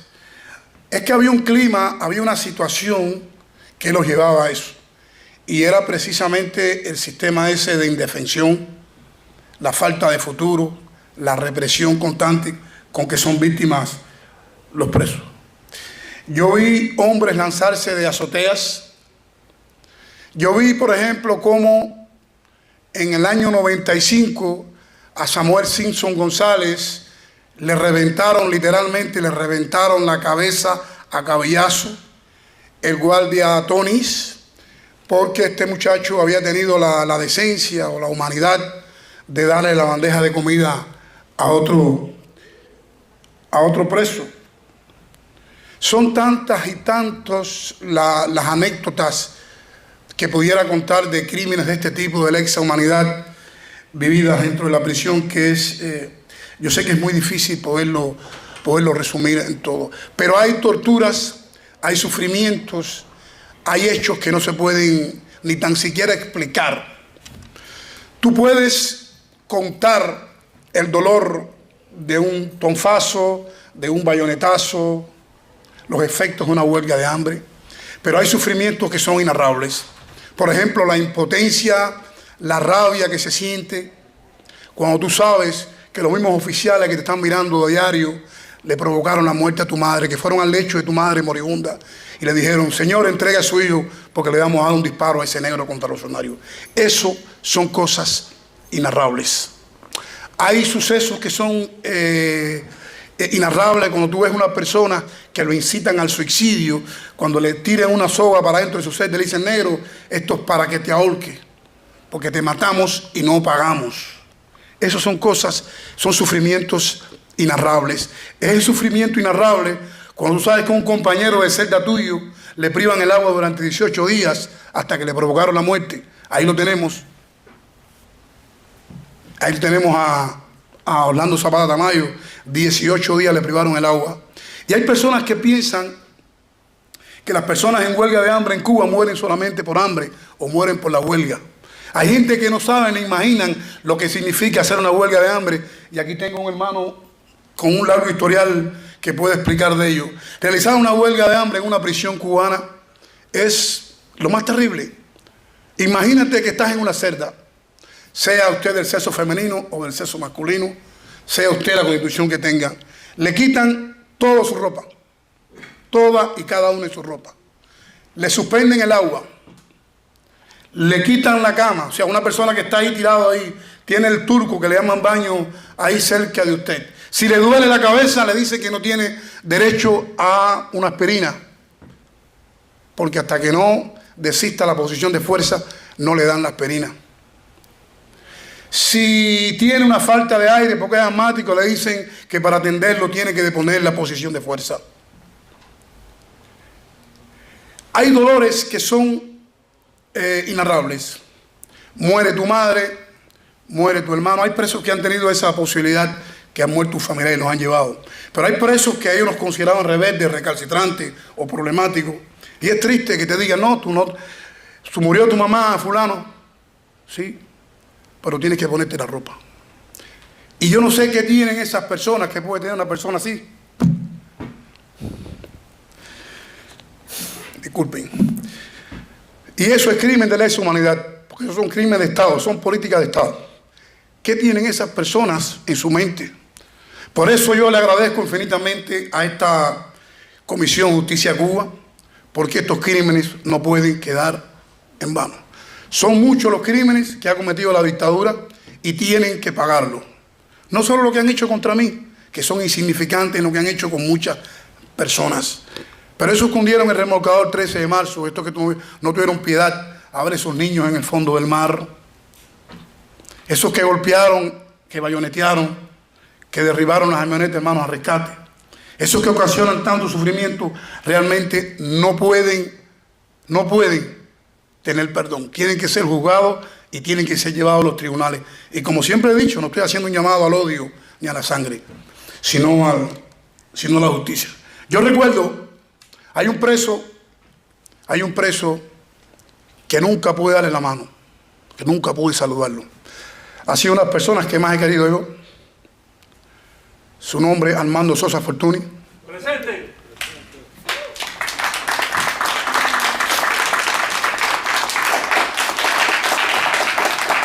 Ese hombre cumplió 17 años en el presidio político plantado. Llegó acá al exilio. Regresó en el año 94 a Cuba y le echaron 30 años. Un día estoy yo realizando una huelga de hambre en el segundo piso del régimen de mayor severidad. El régimen de mayor severidad, para que se imaginen ustedes, Era la prisión de mayor seguridad, régimen de mayor seguridad de Cuba. Ahí estaban, como decimos nosotros los cubanos, en el bonche y en la jodedera, como decimos, los mejorcitos de cada madre. Ahí estaban los presos más recalcitrantes, pero estaban también los guardias más abusadores. Bueno, yo salgo de aquella huelga, voy a contar lo que me hicieron durante esa huelga. Me dieron una golpiza, llevaba 11 días sin comer ni tomar agua. Estaba en un estado totalmente depauperado.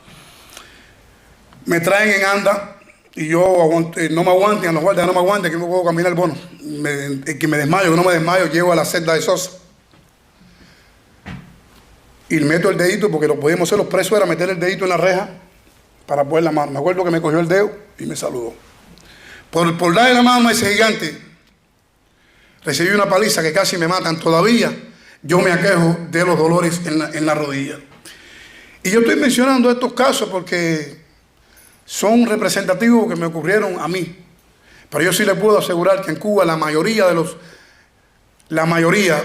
crímenes, la mayoría del sufrimiento todavía están ahí. Y hay muchas personas que ni tan siquiera saben que lo que le han hecho es tortura. Porque el presidio político cubano, además de su heroicidad, además de su verticalidad, es una estrategia del régimen para intentar quebrar esa inquebrantable voluntad de estos hombres y mujeres que verdaderamente no se rinden. Hemos estado, en estos momentos hay hombres en Cuba y mujeres que están pasando situaciones extremadamente difíciles, porque como decía anteriormente, hay sufrimientos que no se pueden.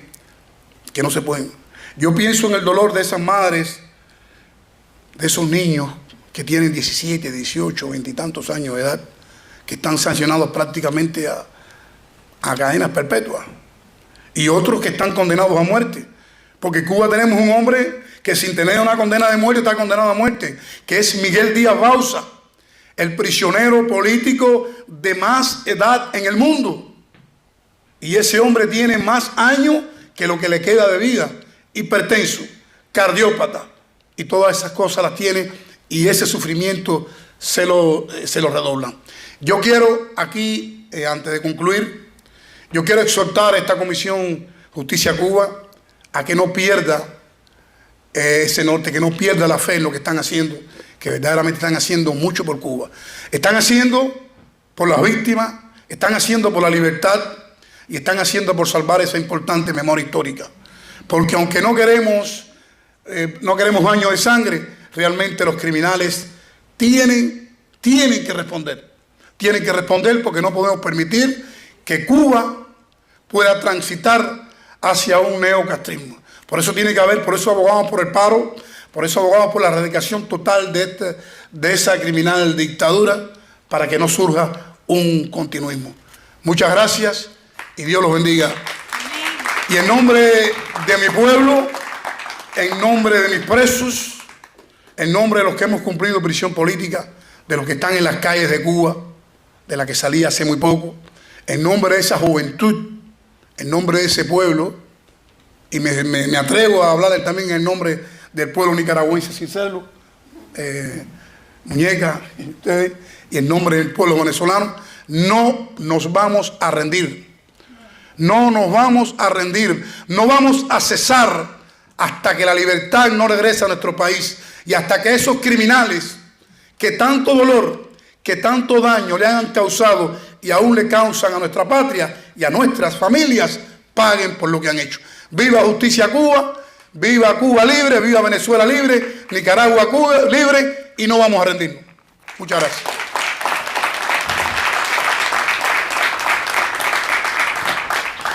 Bueno, antes de entrar ya en el último orador para el cierre de la conferencia, queremos agradecerle al Museo de la Diáspora Cubana, a su presidente Marcel Felipe, por el patrocinio, por la oportunidad de esta importante conferencia que está enviando un gran mensaje al mundo entero.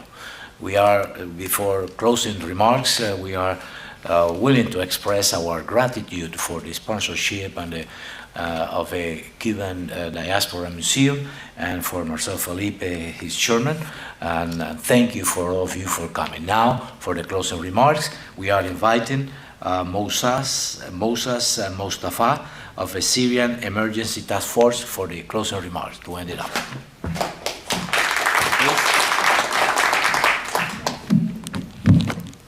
Oops. So, I want to also repeat my sincere thanks to the American Museum of the Cuban Diaspora and to the Assembly and to my dearest friend Orlando. You know, about a decade ago, I think, I was the Vice President of the United States Institute for Peace told me to reach out to someone that he thought he and I would get along. And I thought that maybe I would gain a new friend, but I've honestly gained a brother. And I can't express how lucky not just the Cuban community is, but every community that's fighting against totalitarianism to have someone like Orlando leading that fight and being there day and night, no matter when. And in that time, not only have we been able to,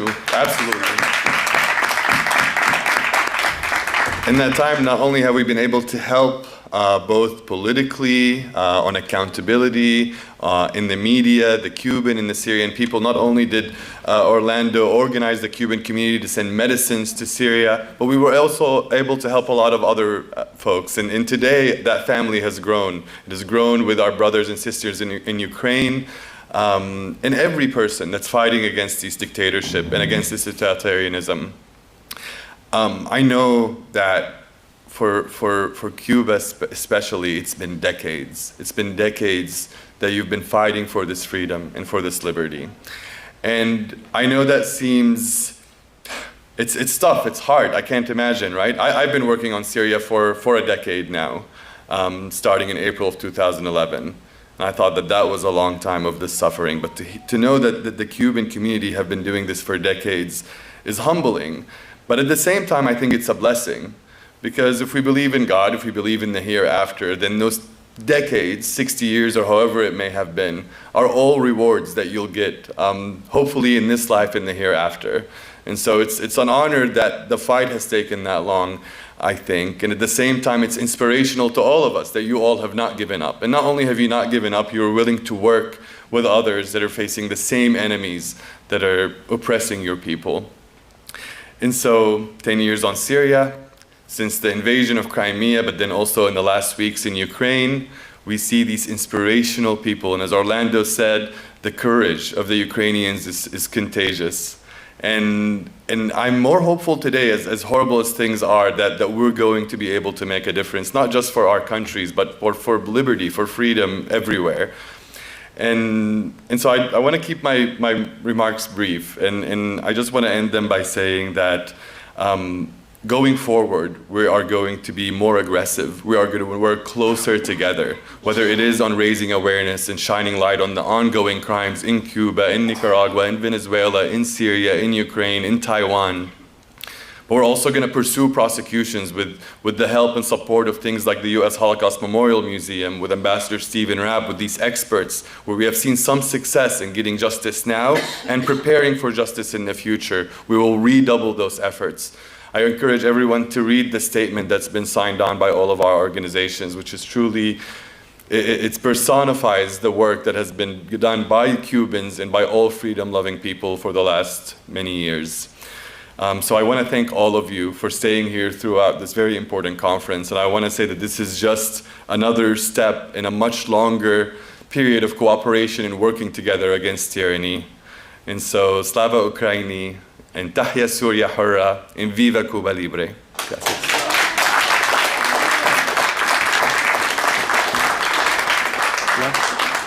Y ya con esto terminamos. Now we are finishing our conference, and thank you to all of you. Gracias a todos for your presence, and thank you for keeping the faith in the Justice Cuba, Justicia Cuba, la Comisión, y keep fighting. We will succeed. Thank you very much.